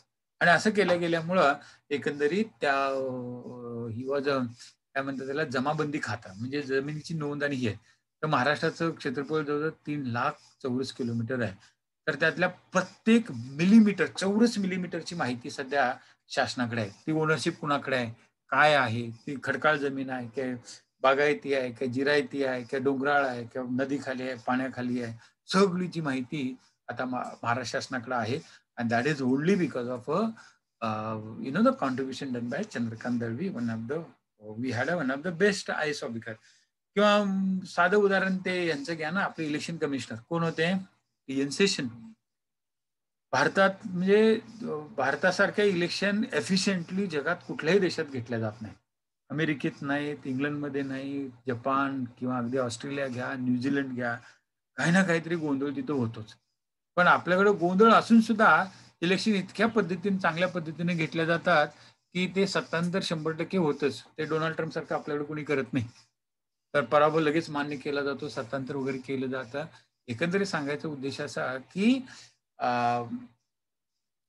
एखादं काम करण्याची पद्धती जी आहे, जर चांगली विकसित झाली, तर determine the one best way to do the job. मग आता आपल्याला माहिती आहे ना, ते म्हणतो ना, आपल्याला इलेक्शन झालं की काय लागतं? आचारसंहिता. कुणी आणली ती? पहिल्यापासूनच होती. पण आचारसंहिता म्हटलं की नाव कुणाचं येतं? टी.एन. सेशनचं येतं. प्रशासकीय कार्यक्षमता म्हणजे नाव कुणाचं येतं? अनिल लखीना. किंवा आता झिरो पेंडन्सी म्हटलं नाव कुणाचं येतं? चंद्रकांत दळवी. सो लाईकवाईज किंवा आता ते गाडगे महाराज स्वच्छता अभियान होतं ना, कुणी आणलं ते? आर. आर. पाटील. आणि त्यावेळेला त्यांनी सरकारचा एकही पैसा खर्च न करता गावकऱ्यांनी स्वतः पैसे खर्च केले आणि गावामध्ये स्वच्छता आणली. म्हणजेच विकासाची कामं करताना पैसा ही अडचण असत नाही. अडचण कशाची असते? मानसिकतेची. लोकांची मानसिकता बदला, आपोआप लोक काम करणार आणि प्रशासन गतिशील होणार. सो हा जो काही भाग आहे, so that is determine one best way to do the job. Select the best persons for the job. मग ती गुणग्राहकता. Train the best person on most efficient method of performing the task. आणि तुम्हाला माहिती असेल आपल्याकडे स्मार्ट सिटीचा प्रकल्प आहे. तर ती संकल्पना मोदी सरकारची, पण ती अंमलात कशी आणायची? 100 शहरं देशातली स्मार्ट करायची आहेत. त्यासाठी तत्कालीन पुण्याच्या महानगरपालिकेचे आयुक्त कुणाल कुमार, त्यांची ती कल्पना.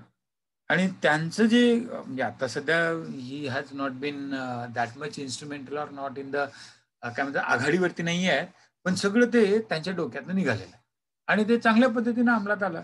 मग जी 100 शहरात नाही आलेली त्यांना अमृत योजनेमध्ये मग 500 अमृत शहरं केली जाणार आहेत. मग अशा तर 600 शहरांचा पहिल्या म्हणजे आता हे एनडीए सरकारचे दुसरा टप्पा 2014 ते 2019. तर ह्या याच्यामध्ये 100 अधिक 500 600 शहरं मोठ्या प्रमाणात विकसित करण्याची जी काही योजना सुरू झाली. So that was started by Kunal Kumar. आणि मग train the best person on most efficient method of performing the task. मग आता हे 600 आयुक्त असणार ना, मग ह्या 600 आयुक्तांना स्मार्ट सिटी किंवा अमृत योजना अंमलात आणण्यासाठी काय करायचं त्यांनी? त्याबद्दलचा जो ट्रेनिंग प्रोग्राम जो होता was decided or you can say design by Kunal Kumar. असा तुम्हाला प्रोव्हाइड सफिशियंट मॉनिटरी इन्सेंटिव्ह. मग काम केलं तर पैसे द्यायला पाहिजेत आणि जर नाही दिलं तर मग काय ते असंतोष राहतो आणि मग सुरुवात होते पण ते टिकत नाही. मग Taylor's theory of the scientific management जे आहे ते सिस्टमिक सोल्जरिंग आणि मगाची जे सांगितलं त्याच्याप्रमाणे सायंटिफिक मॅनेजमेंट डब्ल्यू टेलर. त्यात परत सायंटिफिक मॅनेजमेंट काय आहे त्यात दिले. आणि मग परीक्षेत एकदा प्रश्न आला, who says humans are machines? परत ते डब्ल्यू टेलर.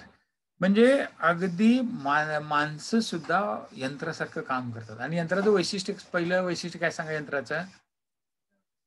हा, यंत्र कधीही थकत नाही. त्याला 24 तास काम करायला हवा. That is tirelessness. एक झालं. दुसरं यंत्राचं काय काम? ते कधी डिस्क्रिमिनेशन करत नाही. मग हा आमचा माणूस, हा त्यांचा माणूस असलं वगैरे कधी नाही. तर हा म्हणजे ज्याला आपण न्यूट्रॅलिटी म्हणतो, तर हा सगळे भाग जे आहेत तर ते डब्ल्यू टेलरच्या बद्दल. त्यानंतर पुढचा माणूस इथं दिलाय. कोण आहे सांगा हे नाव?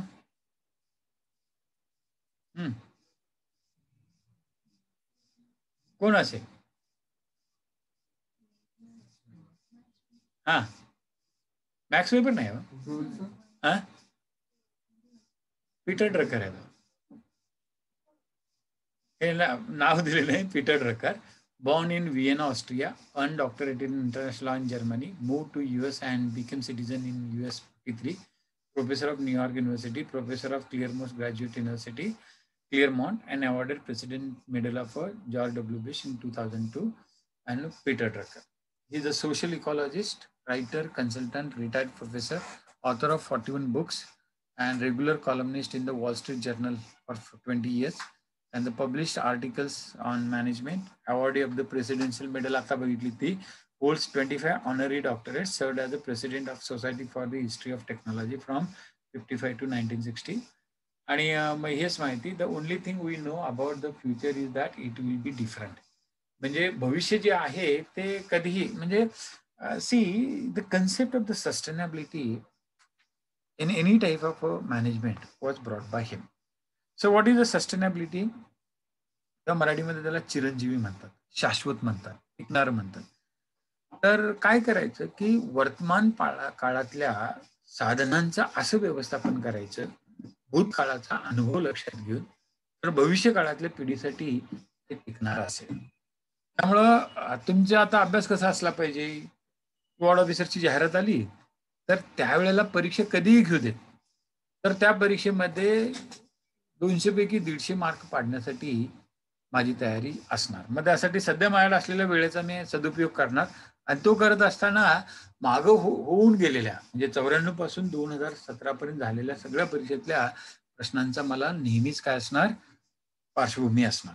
तर भूतकाळाचा आधार घ्यायचा, भविष्यकाळाचा वेध घेण्यासाठी वर्तमान काळातल्या साधनांचं व्यवस्थापन करायचं. So that is what Peter Drucker brought in management.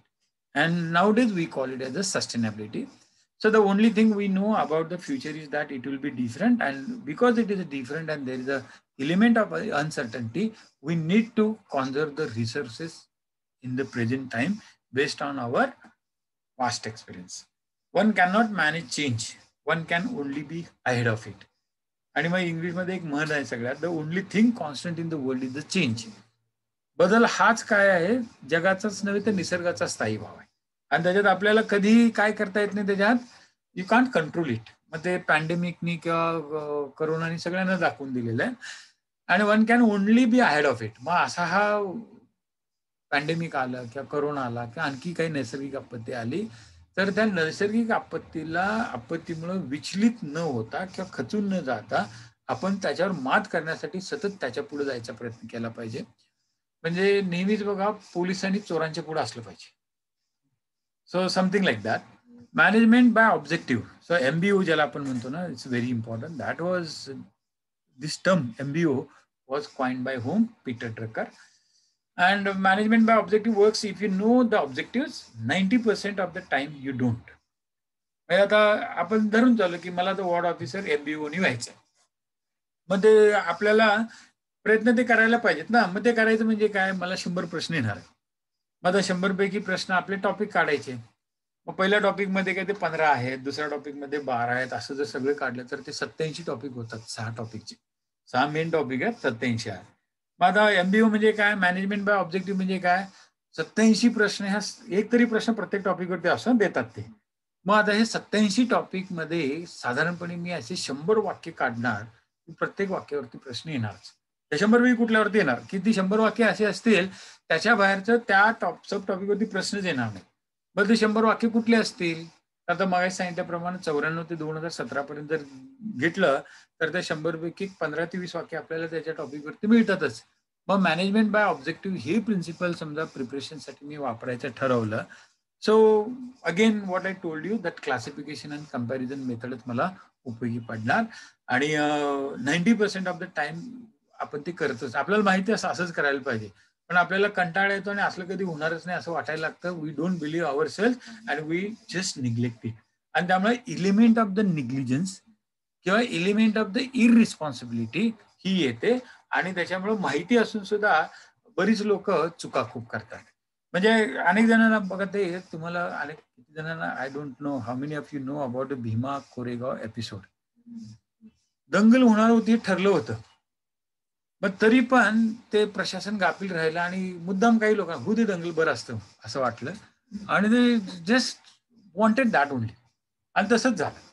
मग ते आपले सांगलीचे भिडे गुरुजी असतील, पुण्यातला मिलिंद एकबोटे असेल किंवा आणखी बरीच मंडळी आहेत, किंवा मग ह्याचा फायदा घ्यायचा ते प्रकाश आंबेडकरनी प्रयत्न केला, किंवा पोलीस यंत्रणा पाहिजे त्या प्रमाणात, किंवा तिथले कलेक्टर, एव्हरीबडी वॉज, किंवा ते ज्यांच्यामुळं हे झालं सगळं ती एल्गार गँग, एल्गार परिषदेची मंडळी. So many things. आणि मग त्या ह्याच्यातनं काय झालं, so what has ultimately happen, त्याच्यामुळं महाराष्ट्रातलं सोशल फॅब्रिक एकदमच विस्कटून गेलं. आणि मग त्या ह्याच्यातनंच 2 समाज म्हणा किंवा समाजातल्या विविध गटांच्या मध्ये कटुता वाढायला लागली. आणि हे टाळलं गेलं पाहिजे आणि टाळता येण्यासारखं होतं, पण ते झालं नाही. Why it was not. So again the 90% of the time people माहिती आहे आपल्याला असं होणार आहे, पण ते करायचंच नाही. का करायचं नाही? ते वाढत गेलं तर बरं असतं, आपल्याला परत लोक मतं देतील, आमची सत्ता परत येईल असंच. आणि सध्या मग ते म्हटलं जातं की जगात सगळीकडं द्वेषावरती सत्ता टिकवणारी जी लोक कोणी असतील तर भारताचं सध्या पहिलं नाव घेतलं जातं.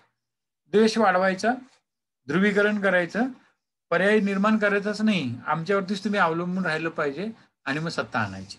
So all that particular thing is again negative implementation of MBO, management by objective. आणि मग हा एखाद्या आपल्या परीक्षेसाठी घ्या, दैनंदिन जीवनात, अगदी नवरा बायकोच्या संबंधात सुद्धा हा सुद्धा, किंवा कुटुंबाचं एखादं संयुक्त कुटुंब असेल त्या ह्याच्यामध्ये सुद्धा हा MBOचाच महत्वाचा प्रकार आहे.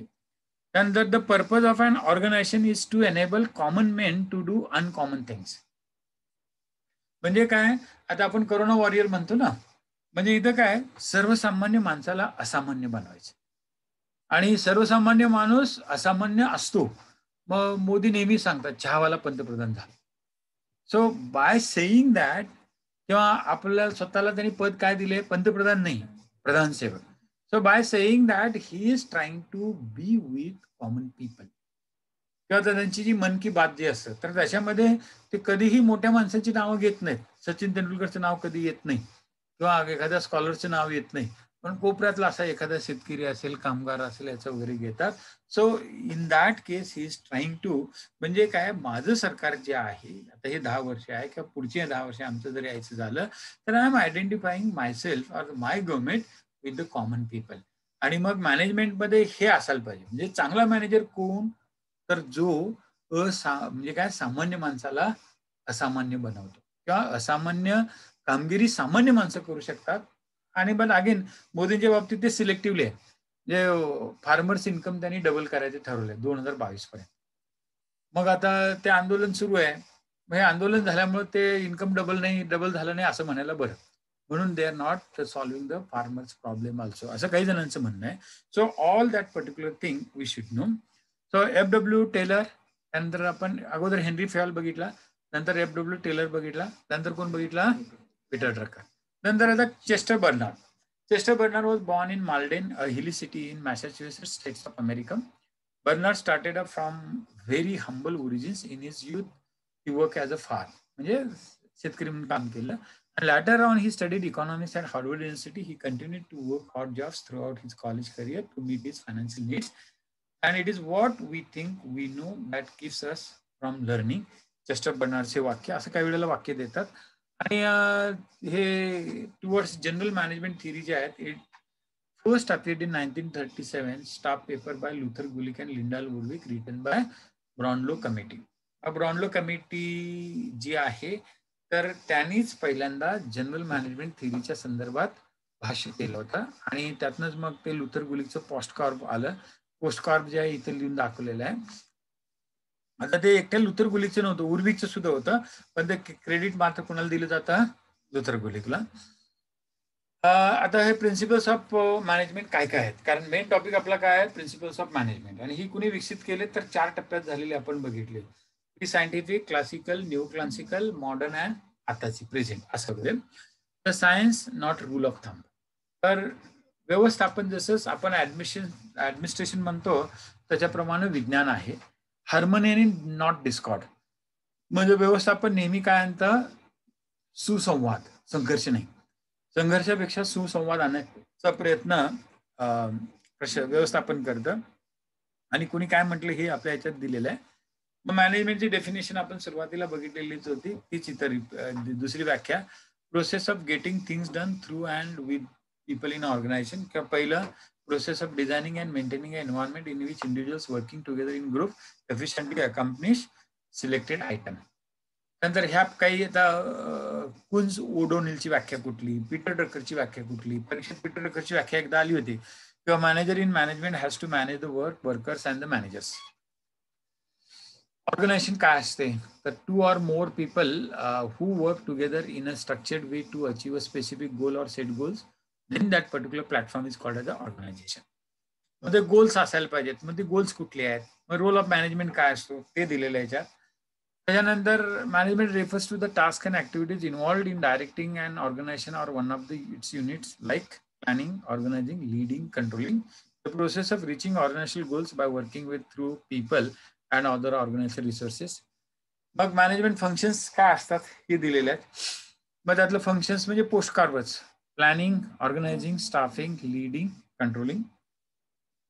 मग ऑर्गनायझेशनल गोल्स कुठले असतात, तर प्लॅनिंग आहे, मग कंट्रोलिंग आहे, त्यानंतर ऑर्गनायझिंग आहे, influence and how these are interrelated with each other has been given in this chart.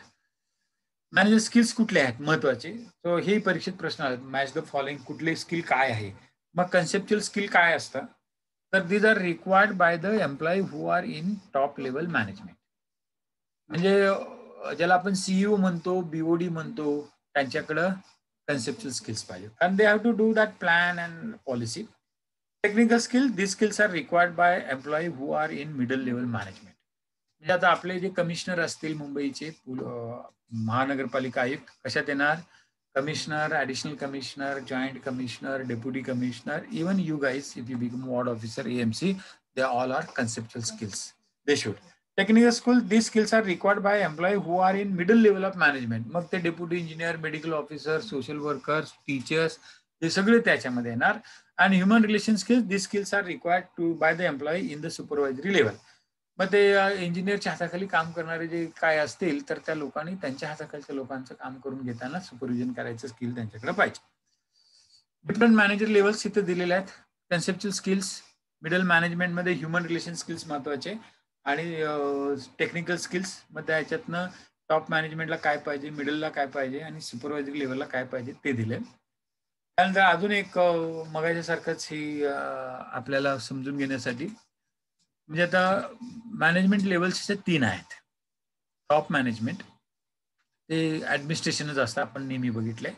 मग त्यांना थिंकिंग, मग त्यांनीच ते वैचारिक क्षमता त्यांची जास्त असायला पाहिजे. ती कशासाठी पाहिजे, तर त्यांना कन्सेप्च्युअल स्किल त्यांच्याकडे 60% पाहिजे, टेक्निकल 20, ह्युमन स्किल्स 20. म्हणजे जो सीईओ असतो त्याच्याकडे काय पाहिजे, विचार करायची क्षमता 60% आणि बाकीचं दुसरं 20-20%. आता मिडल लेवलला बोथ ऍडमिनिस्ट्रेशन, मॅनेजमेंट, आणि त्यामुळे त्यांच्याकडे टेक्निकल स्किल्स 60% पाहिजेत. म्हणजे मिडल लेवलच्या मॅनेजमेंटकडे कुठले स्किल्स पाहिजे, टेक्निकल, आणि उरलेले दोन्ही 20-20.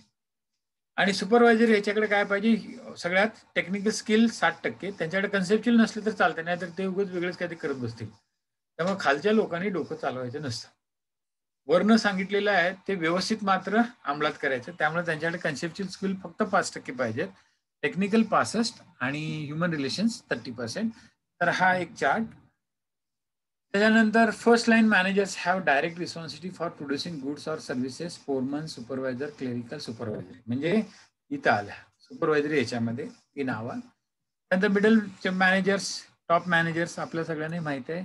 त्यानंतर एफिशियन्सी आणि इफेक्टिव्हनेस, मग अशी जे सांगितलं. What is the definition of the effectiveness, adequate to accomplish a purpose, producing intended or expected result.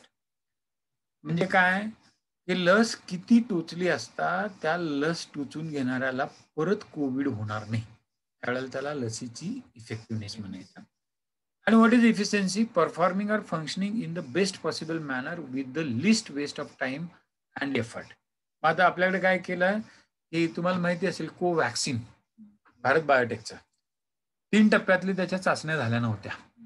मग त्याची एफिशियन्सी आपल्याला माहिती नव्हती, तरी सुद्धा सरकारनं इमर्जन्सी पातळीवरती त्याला परवानगी दिली, बिकॉज पहिल्या दोन्ही याच्यामध्ये त्यांची एफिशियन्सी कोविशिल्ड पेक्षा सुद्धा जास्त आली. मग सो एफिशियन्सी आणि इफेक्टिव्हिटी या दोन्ही गोष्टी महत्वाच्या आहेत. एफिशियन्सी ही कधी येते, ट्रेनिंग, आता तुम्ही वॉर्ड ऑफिसर झाला, तुमचं ट्रेनिंग घेतलं, त्या परीक्षेत तुम्हाला किती मार्क पडले, त्याच्यावरनं काय आलं म्हणजे तुमच्याकडं एफिशियन्सी आहे. आता त्याच्या आधारावरती तुम्हाला आम्ही फील्डमध्ये पाठवलं आणि तिथं तुम्ही शिकलेलं किती अंमलात आणलं, त्याला काय म्हणायचं, इफेक्टिव्ह. म्हणजे एखादा गडचिरोलीचा कलेक्टर, त्यांनी ठाण्याला काम केल्यानंतर तिकडे जाऊन काम करताना ठाण्याचीच पद्धत तिकडे वापरायला गेला, नक्की तुला प्रॉब्लेम होणार, मग तिथं त्याला बदलायला पाहिजे. मग ही एफिशियन्सी त्याला सगळ्यांना ट्रेनिंग सारखंच दिलं जातं, ट्रेनिंग मॉड्यूल एकच असतं, पण ठाण्याला वेगळं लागणार, नंदुरबारला वेगळं लागणार, कोल्हापूरला वेगळं लागणार, त्याच्यानुसार जी कामं केली जातील त्याला आपण काय म्हणायचं, effectiveness. Efficiency anybody can develop by training, and the effectiveness is by education. Efficiency is doing something with the least possible expenditure or resources, time energy ह्याच्यावरनं. मग आता मॅनेजमेंटच्या बद्दल जे वेगवेगळी जी हायरार्की असेल किंवा मॅनेजमेंट मधली जी फीचर्स असेल ते दिलेत. इंडिव्हिज्युअल पातळीवरती एखादा कर्मचारी व्यवस्थापनातला जो असेल तर त्याला एकंदरीत सांगितलं ना आपण एफिशियन्सी आणि इफेक्टिव्हनेस त्याच्यात आणायचं झाला तर त्याचं परसेप्शन कसं असायला पाहिजे. Selective perception, framing, stereotypes, projection, hello effect. आता ह्या सगळ्या संकल्पना दिस इज व्हेरी टेक्निकल आहे आणि सगळ्यात महत्त्वाचं याच्यात की इंडिव्हिज्युअलला मोटिवेट करायला पाहिजे. मग ते नीड्स थेअरी अब्राहम मास्लोनी सांगितल्याप्रमाणे, एक्सेप्टन्सी थेअरी किंवा इक्विटी थेअरी ह्या वेगवेगळ्या तज्ज्ञांनी सांगितलेल्या आहेत. ते सोशिओ सायकोलॉजिस्ट होते आणि त्याच्याबद्दल पुढे आपण बघूया ज्या वेळेला पर्सनल मॅनेजमेंटमध्ये आणि ग्रुप पातळीवरती आणि संघटना पातळीवरती काय काय पाहिजे त्याच्याबद्दल. मग ते प्रिन्सिपल्स ऑफ मॅनेजमेंट 14 कोणी सांगितलेत बघितले आपण, हेनरी फेवाल. मग ही 14 इथं दिलेले आहेत. ह्या 14 परत आणखी 3 ऍड केलेत ना, delegation of authority, span of control and decision. हे परीक्षेत एकदा आलं होतं. हेनरी फेवालनं मॅनेजमेंटची कोणती तत्व सांगितली नाही, 3 सांगितली नाही. कुठली कुठली सांगा. Authority, span of control and decentralisation. Span of control कुणी सांगितलं. FW टेलर, फ्रेडरिक टेलरनं स्पॅन ऑफ कंट्रोल मध्ये. हेनरी फेवालनं कधीही डिसेंट्रलायझेशनचा ही प्रसार केला नाही, त्यांनी सेंट्रलायझेशनच. सर डिसेंट्रलायझेशन कुणी सांगितलं. Max weber. सर आपण माहिती आहे ना ही 3 लोकच. 14 कुणी सांगितली. हेनरी फेवाल. स्पॅन ऑफ कंट्रोल कुणी सांगितलं. टेलर. आणि डिसेंट्रलायझेशन कुणी सांगितलं. वेबर. म्हणजे हे 14तल्या ह्याच्यात 17. कारण डेलिगेशन ऑथॉरिटी आहे ती सुद्धा कोणी सांगितलेली आहे. टेलर. हे टेलर नाही काय, टेलर आणि हे दोघांनी सांगितलं. मॅक्स वेबर दोघांनी सुद्धा सांगितलेलं. तर हे 15, 16, 17 ही टेलर आणि वेबरनी सांगितलेली आणि उरलेली 14 कोणी सांगितलेली. हेनरी फेवाल. ह्या 14 मधली सुद्धा काही ह्या दोघांनी सुद्धा सांगितलेले. तर ह्या तिघांनी मिळून व्यवस्थापनाची किती तत्व सांगितली. 17. General principles of the management, Henry Fayol's. आता ते परत तेच आले, जरा वाचून घ्या तुम्ही, फाईल ही पाठवतो. मग डिव्हिजन ऑफ लेबर वर्क म्हणजे काय, ऑथॉरिटी अँड रिस्पॉन्सिबिलिटी काय असते, डिसिप्लिन काय आहे, युनिटी ऑफ कमांड काय आहे, युनिट ऑफ डायरेक्शन काय आहे, subordination of individual or general interest, remuneration and method, centralisation, scalar chain, order, equity, stability of tenure. हे सगळं काय काय आहे याच्यात दिले. इनिशिएटिव्ह आणि इस्पिरिट डी कॉफ्स हे अनेक वेळा विचारले गेले. So this principle is that in union there is a strength. एकीचं बळ ना. एक काठी दिली तुम्हाला मोडायला लगेच मोडणार. अशा 10 काठ्या बांधून दिल्या मोडता येतील का. नाही. मग तसंच व्यवस्थापनाचं आहे. एखाद्या व्यवस्थापनामध्ये फूट पडली ती कंपनीच तोट्यात जाते आणि त्याच्याऐवजी सगळे कंपनीतली लोक एकत्र येऊन काम करायला लागले तर कंपनीला कुणी हरू शकत नाही. That is the philosophy of Tata company. टाटावाले ह्याच्यावरती जास्त भर देतात. एकीचं बळ म्हणायचं त्याला. Esprit de corps is nothing but in union there is a strength as well as extension of the principle of unity of command, emphasizing the need for teamwork and importance of communication in obtaining it. तर एखादी व्यक्ती यश मिळवते म्हणजे मुंबईमध्ये corona control काही इक्बाल चलनी केला नाही ना. कुणामुळे झाला. कॉर्पोरेशन मधली सगळी लोक, नगरसेवक आणि त्याचबरोबर मुंबईचे नागरिक. कारण नागरिकांचं जर सहकार्य मिळालं नसतं तर झालंच नसतं ते. आणि त्याच्याच बरोबर मग केंद्र सरकारची मदत, त्यानंतर बाहेरच्या काय म्हणजे शहरातली ती आली नाहीत ना इकडं आणि त्याच्यामुळे सुद्धा ते झालं नाही असं वगैरे जे आहे. So that we should know about it. So esprit de कॉफ्सचा हा खरा अर्थ आणि त्याच्यावरती प्रश्न आलेला आहे. आणि management and essential for any organisation. Yes it is essential. Peter ड्रकरचं MBO म्हणजे काय. Management by objective. आणि मॅनेजमेंट बाय ऑब्जेक्टिव्हचं आपण चांगली चर्चा केली. तेच आता ते चर्चा तुम्हाला समजाल ह्या भाषेमध्ये आणि परीक्षेत येणाऱ्या प्रश्नाची भाषा इथं आहे. त्यानंतर पीटर ड्रकरच्या बद्दलची आणखी माहिती आहे. मॅनेजमेंट वर्सेस ऍडमिनिस्ट्रेशन हे अनेक वेळा आपण बघितलेलं आहे आणि ही नावं दिली आहेत. शेल्डन, स्प्रिगेल अँड मिलवर्ड यांनी सांगितलं management is a doing and administration is thinking. म्हणजे मराठीमध्ये बघा, मराठ्यांचा किंवा सध्या आपण महाराष्ट्राचा इतिहास बघितला तर त्याच्यात समाजसुधारक फार महत्वाचे आहेत. काही समाजसुधारक बोलके होते आणि काही करते होते. आता न्यायमूर्ती रानडे त्यांनी काय केलं की ज्याला आपण म्हणतो विधवा विवाहाचा विधवा विवाहाचा पुरस्कार केला. पण ज्या वेळेला त्यांची पहिली बायको मेल्यानंतर त्यांचं लग्न करायची पाळी आली, त्यांचं वय त्यावेळेला 67 वर्षाचं होतं आणि त्यांनी मग ते 7 वर्षाच्या पूर्वीवर लग्न केलं. आणि त्याच्यामुळे झालं काय की बोलणार एक आणि करणार दुसरं. मग असे आपल्याकडे समाजसुधारक होते. असे जवळजवळ काहीतरी 100 समाज सुधारकापैकी फक्त 5च कर्ते समाज सुधारक होते. मग त्याच्यामध्ये महात्मा फुले, डॉक्टर आंबेडकर, शाहू महाराज, गोपाळ गणेश आगरकर आणि महर्षी धोंडो केशव कर्वे. आता हे 5 जण जे बोलायचे ते, म्हणजे कर्वेने सुद्धा काय केलं, विधवा पुनर्विवाहाचा पुरस्कार केला. पण पहिली बायको मेल्यानंतर त्या विधवेशीच लग्न केलं. ह्या रानडेंच्या सारख्या त्या लहान पोरीशी लग्न केलं नाही. मग असं बाकीच्यांच्या बाबतीत सुद्धा आहे आणि नेमकं तेच आहे. What is a management? केलं पाहिजे. Doing is important. आणि व्हॉट इज ऍडमिनिस्ट्रेशन? ते विचार. आणि आपल्याकडे बऱ्याच वेळा बिनकामाचे विचार करणारे भरपूर आहेत. आणि त्या ह्याच्यामुळे आपल्या प्रशासनाचं मोठं नुकसान होतं. आणि मग ते जर टाळायचं झालं, तर मग आपल्याला मॅनेजमेंट, म्हणजे आता सध्याचे आपले गव्हर्नर घ्या, राज्यपाल घ्या, सरकारला कामच करू देत नाहीत. आता ते सरकारला त्यांनी पत्र लिहिलं, अध्यक्ष का नियमत नाही विधानसभेत, काही संबंध नाही त्यांचा. But he said that. So all that particular thing is that he is thinking की बाबा सरकार चालत नाही व्यवस्थित. सो हा त्यांचा विचार. पण प्रत्यक्षात जर काम करायचं झालं तर काय समस्या आहेत आणि काय आहेत त्याच्याबद्दलचं मुख्यमंत्र्याला बघावं लागतं किंवा दैनंदिन प्रशासकीय यंत्रणेला बघावं लागतं. आणि ते कुणी सांगितलं फरक, हा परीक्षेत एकदा प्रश्न आला होता. ही 3 माणसं शेल्डन, फ्रिजेल आणि मिलवर्ड यांनी सांगितलं की व्यवस्थापनामध्ये काय असतं, एज्युकेशन किंवा काम करायला पाहिजे. आता हे ब्रेच आणि others, macro term, comprehensive, generic term, operation level मॅनेजमेंटमध्ये ते येतं. आणि administration micro term, branch of management, top level. तर परीक्षेत प्रश्न आला, प्रशासन ही व्यवस्थापनाची शाखा आहे असा विचार कुणी मांडला? उत्तर काय येणार? EFL, Brech and others. So नेहमी उलट आहे. Administration includes management. But here बघा, branch of management is administration असं कोण म्हणालं? EFL, Brech and others. मग Peter Drucker, management is for business entities, administration is for non business institution such as church, temple, government, army. हा फार महत्वाचा फरक दोघातला. कुणातला सांगा? हेनरी फेल आणि पीटर ड्रकर. पीटर ड्रकरनी काय सांगितलं? प्रशासन कुणासाठी आहे? मंदिरासाठी, चर्चसाठी, मशिदीसाठी किंवा सरकारसाठी, लष्करासाठी प्रशासन आहे. आणि व्यवस्थापन कुणासाठी आहे? व्यवसायासाठी, म्हणजे उद्योगधंद्यासाठी. हेनरी फेलचं तसं नव्हतं. ही सेड दॅट की management and administration are both, because that is why it is called the management administrative theory of the management. Henry फेलची त्यांनी सांगितलं की दोन्हीला हे सगळं लागू पडतं. मग हा महत्वाचा फरक लक्षात घ्यायचा. तर sooner or later, a democracy wishes to survive has to be able to rely upon that enlargement of vision and purpose of those individuals who compose it, which means that their craving for devotion and self-sacrifice is satisfied in a democratic society on a nobler level and with a finer recognition of the value of individual's personality than is true of a national purpose of a totalitarian state under a dictator.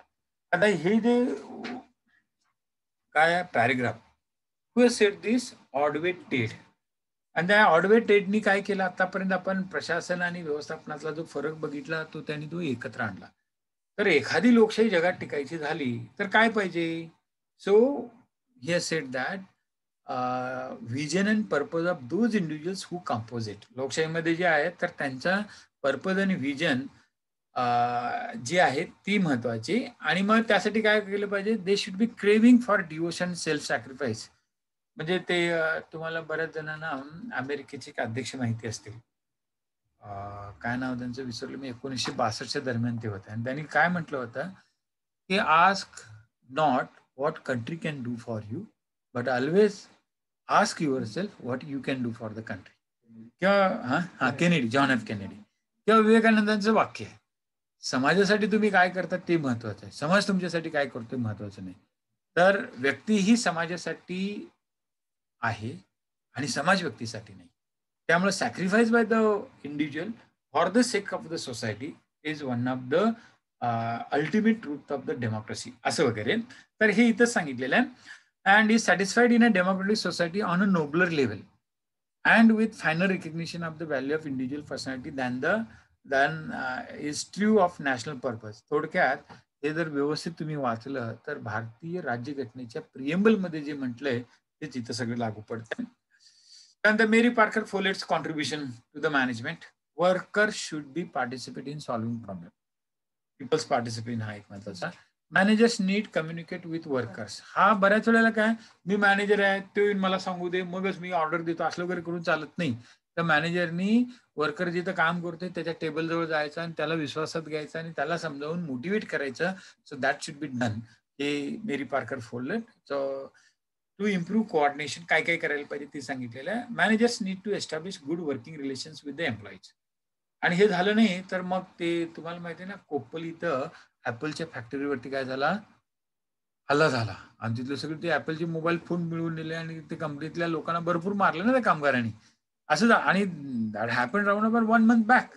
बेंगलोरच्या जवळ, कोप्पल म्हणजे बेंगलोरच्या जवळ ऍपलची जी factory होती, त्या फॅक्टरीमध्ये त्या लोकांना ते over time दिला नव्हता कर्मचाऱ्यांना. ते सगळे कंत्राटी कामगार होते. ओव्हर टाइम मिळाला नाही, आम्हाला ओव्हर टाइम मिळाला पाहिजे.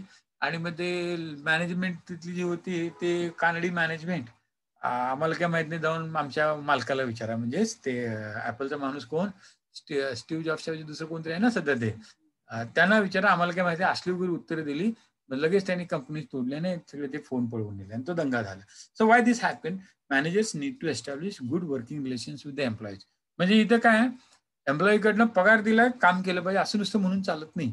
त्याचबरोबर यू हॅव टू, मग जसं सांगितलं ना, ह्युमन रिसोर्सेसच्या ज्या काही संकल्पना त्या. मग theory of management Mary Parker फोलिटची काय आहे, तर ती दिलेली आहे. Conflict resolution through integration. कसं आहे की कुठल्याही याच्यामध्ये बघा, कुठलीही ऑर्गनायझेशन घ्या, संघर्ष असतोच. आणि त्या संघर्षाचं मूळ कारण काय असतं तर जेलसी. मुंबई पोलिसांचं उदाहरण घ्या, भरपूर गट आहे ना त्याच्यात. आणि ती काय जेलसी, का जेलसी, अरे माझ्या अगोदर पुढे जाईल, किंवा ह्याला चांगला वॉर्ड मिळाला, मला दुसरा मिळाला, ह्याला जास्त पैसे मिळतात, हे ह्याला ते काय इंस्टाग्रामवरती जास्त फॉलोअर आहे, माझ्याकडे कोण लक्ष देत नाही, मी टाकली पोस्ट कोणी लाईकही करत नाही, असं सुद्धा हे होतं. आणि मग ह्यातनं ते असूया, मग द्वेष, आणि मग त्यातनं बऱ्याच गोष्टी होतात. सध्या प्रशासनामधली सगळ्यात महत्वाची समस्या, कुठलंही प्रशासन, मुलकी असू दे, कॉर्पोरेशन मधला असू दे, पोलिसातला असू दे, कंपनीतला असू दे, सो धिस पर्टिक्युलर जेलसी, आणि त्याच्यातनंच मग द्वेष, आणि मग त्यातनं संघर्ष, आणि त्या संघर्षातनं मग घातपात, हा सगळा प्रकार होत राहतो. आणि त्यासाठी मग मेरी पार्कर फोलिटचं जे थेरी आहे, की resolve the conflict by integration. Integration is nothing but you are convincing each other. म्हणजे प्रत्येकाला स्वतःचं काय म्हणतात मूल्यमापन करायला लावायचं. अँड दुसरं होतं काय, in Mary Parker Follett leadership theory, genuine power is not coercive but coactive power with. म्हणजे लक्षात घ्या, not power over the power with. मग मोदींचं तसंच आहे. जे प्रदेशात ते मंत्र्यांच्या बद्दल तसं वगैरे करतील, पण जनते आणि ह्याच्याबद्दल त्यांचं कसं आहे की प्रधान सेवक म्हणजे काय, मी तुमच्यातलाच आहे. आणि अनेक जणांना मग ते राहुल गांधीवरती टीका करतात, ते काय की you are a born leader, आणि त्यामुळे तुम्ही नेहमी ते एसीत बसून करणार, आम्ही मात्र रस्त्यावर फिरून काम करणार, असं वगैरे. सो हा एकंदरीत मेरी पार्कर फोलिटचा काय आहे, की जनतेत मिसळून किंवा कर्मचाऱ्यात मिसळून त्यांच्या अडीअडचणी लक्षात घेऊन, जर समजा व्यवस्थापकानं त्यांना प्रेरणा दिली तर कंपनीचं प्रॉफिट वाढतं. आणि मग अशी मी ह्याचं उदाहरण तुम्हाला सांगितलं, कोण, आनंद महिंद्रा त्याच्यातलं त्यांच्यासारखे आहेत सध्याच्या ह्याच्यात. आणि सेकंड इज रतन टाटा. तर मुकेश अंबानींच्या बद्दल तसं कोणी बोलत नाही, कारण always he is not necessarily this will be applicable to him, but he is not a the example where काय म्हणायचं को ऍक्टिव्ह लिडरशिप. तर को ऍक्टिव्ह लिडरशिप मॅनेजमेंटमध्ये फार महत्वाची, आणि ती सुंदर पिचाई असेल, सत्या नदेला असेल, so this guys are doing very well that type of, किंवा इंदिरा नगी मध्यंतरीच्या काळामध्ये. So that again they implemented the policy of Mary Parker Follett to motivate their subordinates. True leaders, even तुम्हाला माहिती आहे ना, बिल आणि मेलिंडा गेट्स फाउंडेशन जे आहे, आणि त्यातला जो बिल गेट्सचा आहे, तर he is of that type, म्हणजे ह्या ह्याच्यासारखाच. किंवा आपले विप्रोचे Azim Premji, so he is consider one of the very best manager only because of. किंवा इन्फोसिसचे जे काय ते संस्थापक, कोण, नारायण मूर्ती. So all these examples are nothing but they try to implement what we call as a management theory as told by the Mary Parker Follett. Bell management theory हीच कुणाची आहे, मेरी पार्कर फोलेटची. आणि मग आता हे परत मी वाचत बसत नाही, इथं बघा, this is the heart of the Toyota production system. तर टोयोटो ही जगप्रसिद्ध कंपनी का, म्हणजे बघा, टाटाची गाडी कोणी वापरायला प्रवासी जे टाटा सफारी का टाटाच्या गाडीत बसायला लोक किंवा भाड्याने लावायला भाडे घेऊन जर लावायसाठी गाडी विकत घ्यायची झाली ती टाटाची गाडी कोणी घेतच नाही. ती टोयोटाची घेतात. का? तर मेंटेनन्स फार कमी असतो. त्याच्यानंतर त्या टिकणाऱ्या असतात. रिसेल व्हॅल्यू जास्त असते. Now these three the factors are not there with the passenger vehicles manufactured by Tata. त्यामुळे टाटा मोटर्सचं जे मार्केट कमी झाले. मग आता ह्यापैकी काही मारुतीवाल्यांनी घेतलेले आहे. मग मारुतीवाले ऑल्सो ट्राईंग टू दिस. काय इथं जे सांगितले ना बिहेवियर मॅनेजमेंट थेरी. आणि बिहेवियर मॅनेजमेंट थेरीमध्ये ह्या गोष्टी 1, 2, 3 त्या महत्वाच्या. आणि त्याच्यानंतर मग FW टेलरच्या बद्दल सुद्धा आणखी थोडी माहिती दिली आहे. One best way for doing the job is nothing but काय असेल सांगा. FW टेलरनी काय सांगितलं? हा, पण काय आहे? तू म्हणाला की one best way for doing the job is scientific management. मग ते सायंटिफिक मॅनेजमेंट म्हणजे काय? That is what I am asking you. एवढी नावाने एवढं ऐकलं त्याच्यामुळे विसरून जाऊन चालत नाही ना. So you should be always able to. So what is that?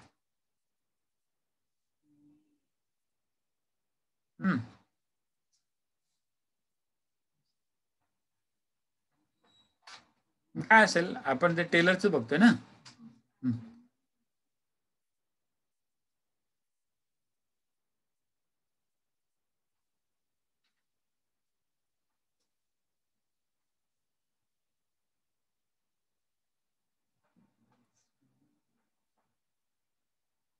हे वाचून तरी सांगा.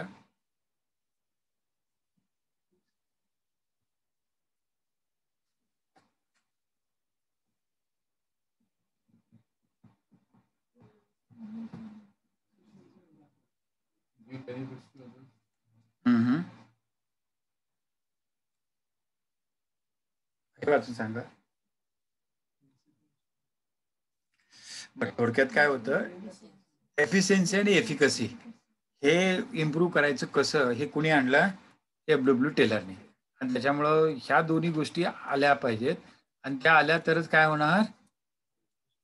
What is the main question? नाही, सायंटिफिक मॅनेजमेंटमध्ये एफिशियन्सी आणि एफिकसी वाढवण्यासाठी ती 4 प्रिन्सिपल वापरायची असं. आता ते मगाशी जे आपण बघितलं ना त्याच्यानुसार युनिटी ऑफ कमांड 14 मधली एक आहे. मग what is unity of command? तर an employee is responsible to only one supervisor who in turn is responsible to only one supervisor and so on of the organisation hierarchy. म्हणजे कलेक्टरने direct तलाट्याला phone केला ओरडला चालत नाही. कलेक्टरने कोणाला विचारायचं? पहिल्यांदा ऍडिशनल कलेक्टर, मग RDC, मग SDO, मग तहसीलदार, मग नायब तहसीलदार, मग कोण?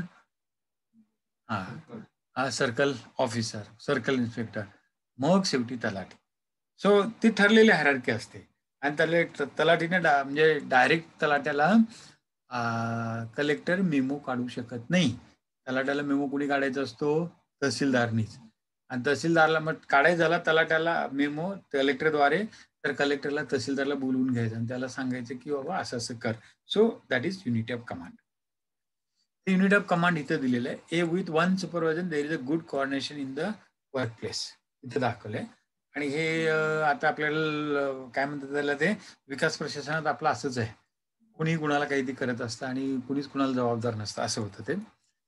तर युनिट ऑफ कमांड इम्पॉर्टन्स परीक्षेत प्रश्न आलेत. युनिट ऑफ कमांड आणि युनिटी एफर्ट हे चार्टमध्ये तुम्हाला व्यवस्थित समजेल.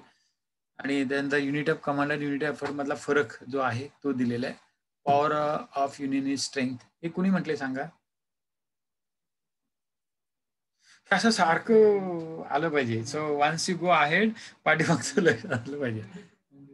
हा नाही, हेनरी बियल कुठं आलाय? Mary Parker Follett. तिचं ते युनियन इज अ स्ट्रेंथ. एकीचं बळ जे आहे ना त्याच्याबद्दल. त्यानंतर crisis management practice and principles ते कसं करायचं त्याच्याबद्दलची माहिती आहे. मग operational response, management response, communication response असे 3 प्रकार असतात. ऑपरेशन रिस्पॉन्समध्ये response procedure, responsibilities and escalation, situation assessment, management updates. म्हणजे थोडक्यात कसं मगाशी सांगितलं ना ते कोपलच्या फॅक्टरीवरती कर्मचाऱ्यांनी केलेला हल्ला. आपल्याला ते व्यवस्थित मॅनेज करायचं. ते कसं करणार? तर हे ऑपरेशनल रिस्पॉन्स, मॅनेजमेंट रिस्पॉन्स आणि कम्युनिकेशन रिस्पॉन्स दिलाय. आणि ह्या सगळ्याची फिलॉसॉफी काय तर दिलेलं मधलं बघा, stay simple, timely, accurate, relevant, credible, consistent. मग हे सगळं ह्याला लागू पडतं. आणि रिस्पॉन्स जो असतो, डोंट बी ऑफेन्सिव्ह किंवा don't participate in speculations, don't lie or tell half truths, avoid repeating allegations. आणि वरती थंब रूल रिस्पॉन्सचा काय असतो, demonstrate concern, stay positive, convey integrity, focus on strength. तर हा जो काही भाग आहे तो फार महत्वाचा क्रायसिस मॅनेजमेंट मधला. तर क्रायसिस मॅनेजमेंट कल्चर लॅडर, एखादी समस्या अचानक निर्माण झाली किंवा समस्या त्या ह्याच्यातच असेल तर कशी करायला पाहिजे. तर इन्क्रीजिंगली विजिलंट म्हणजे दक्षता पाळली पाहिजे आणि अतिशय दक्ष असावं लागतं. आणि दुसरं इन्क्रीजिंगली रेझिलियंट. रेझिलियंट म्हणजे काय अर्थ, anybody can tell me what is the meaning of, because in modern management resiliency is very important. What is resiliency? आणि करोनाने लोकांना शिकवलेलं आहे, पॅन्डेमिकनं आपण शिकलोय resiliency. The way we were 1 year back, the way we are at present. So we are at present more resilient than in 2020. So what do understand that? आपल्यापैकी सगळेजण हा 2020 मध्ये जसा होता त्याच्यापेक्षा 2021 मध्ये खूप रेझिलियंट आहे. त्याचा अर्थ काय? So resilience is nothing but capacity to strike back. म्हणजे एखादी समस्या निर्माण झाली, त्या समस्येला तोंड देण्याची क्षमता व्यक्तीची, समाजाची, देशाची किंवा संस्थेची जी असते, तर ती जितकी विकसित होईल आणि तत्काळ असेल, कार्यक्षम असेल, तर तेवढा समाज पुढे जातो. And so that is why how you can increase your resiliency. So pathological. So what is a pathological? Who काय ते cares as long as we are not caught. म्हणजे पॅथॉलॉजिकल अप्रोच लोकांचा असतो, जोपर्यंत मला पकडत नाही तोपर्यंत मी पैसे खाणारच, असं अनेक जणांचं धोरण असतं. आणि पकडल्यानंतर सुद्धा इतरांना पैसे देणार, जेवढं मला मिळाल ते निम्मे गेले तर चालेल, पण त्यांना पैसे देणार, पण ते पैसे खायचं काही बंद करणार नाही. आणि मग परत मला रिइन्स्टेट केलं तर पूर्वीपेक्षा डबल खाणार. सो हा जो काही पॅथॉलॉजिकल अप्रोच असतो, आणि it is there are elements. Bhushan गगरांच्या मध्ये एक वाक्य होतं की राज्याला आपल्याकडं 450 आय एस अधिकारी आहेत. त्यांचं म्हणणं, त्या 450 आय एस अधिकाऱ्यांची काही गरज नाही आपल्याला. आणि त्या 450 पैकी फक्त 10%च अधिकारी काम करतात. बाकीचे नुसते ते स्वतःचं टार्गेटच करतात. म्हणजे साध्य करायसाठी आलेले असतात. आणि त्याच्यामुळे ही जी पॅथॉलॉजी जी ऑर्डर आहे प्रत्येक व्यवस्थापनातली किंवा प्रशासनातली, ती आपल्याला काढायची असेल तर nothing but you have to change their mentality. मानसिकतेतला किंवा मनोभूमिकेतला बदल हा महत्वाचा. आणि मग ते कसं होऊ शकतं की स्वतःच मध्ये जागरूकता वाढली पाहिजे. किंवा मगाशी मी शब्द जो वापरला, atma is very important for the managers. मॅनेजमेंटमध्ये आत्मा हे त्यातली जी काही 10 वैशिष्ट्ये आहेत, सो ती जर लक्षात आणली किंवा घेतली तर पॅथॉलॉजिकल अप्रोच जो येतो तो निघून जातो. त्यानंतर reactive. Crisis management is important. We do a lot every time we have a problem. मग आता रिॲक्टिव्ह म्हणजे काय बघा, बऱ्याच वेळेला टीका केली जाते अधिकाऱ्यावरती. मग त्यामुळे काय करत काही अधिकारी सरळ राजीनामा देऊन टाकतात. उदाहरण सांगायचं झालं तर मनोहर जोशी मुख्यमंत्री असताना आपल्याकडं हे जे धारावीमध्ये डीसीपी, धारावीचे डीसीपी ते पांडे म्हणून होते. त्यांचं पहिलं नाव मी विसरलो. आणि मग त्यांना त्या काळात भरपूर राजकीय हस्तक्षेप झाला. मग त्यांनी वैतागून काय केला, राजीनामाच दिला. राजीनामा देऊन त्यांनी ही जॉइंट वन प्रायव्हेट कंपनी. 5-6 वर्षात त्यांच्यात लक्षात आलं की ते डीसीपीची पोस्ट बरी होती, ही प्रायव्हेटमध्ये खूपच त्रास होतो. त्यामुळे he applied for the again reinstatement. He got reinstated. आणि सध्या महाराष्ट्राचे ॲडिशनल डीजीपी म्हणून ते होमगार्ड आणि लॉ अँड ऑर्डरला महाराष्ट्र राज्याच्या, he is working as a additional DGP. आता जर समजा त्यांची मधली 5 वर्षाची सेवा जर समजा त्यांनी रिॲक्शनमुळे राजीनामा दिला नसता, तर he would have been at present the DGP of Maharashtra. Hemant नगराळच्या ऐवजी he would have been DGP of Maharashtra. का त्यांचं ते डीजीपी पद गेलं? Because the break, service break of 5 years. And why that service break came?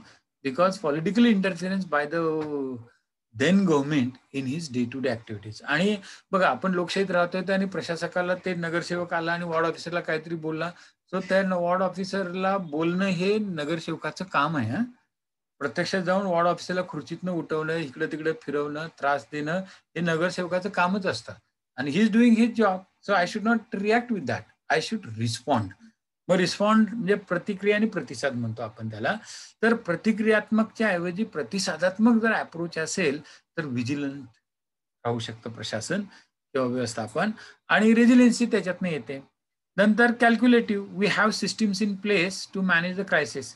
मग आता आपल्याकडे ते 2005ला ढगफुटी झाली, मुंबई पाण्याखाली गेली, तसंच नंतर झालं आणि आपले एक डॉक्टर दीपक आंबेडकर वाहून गेले.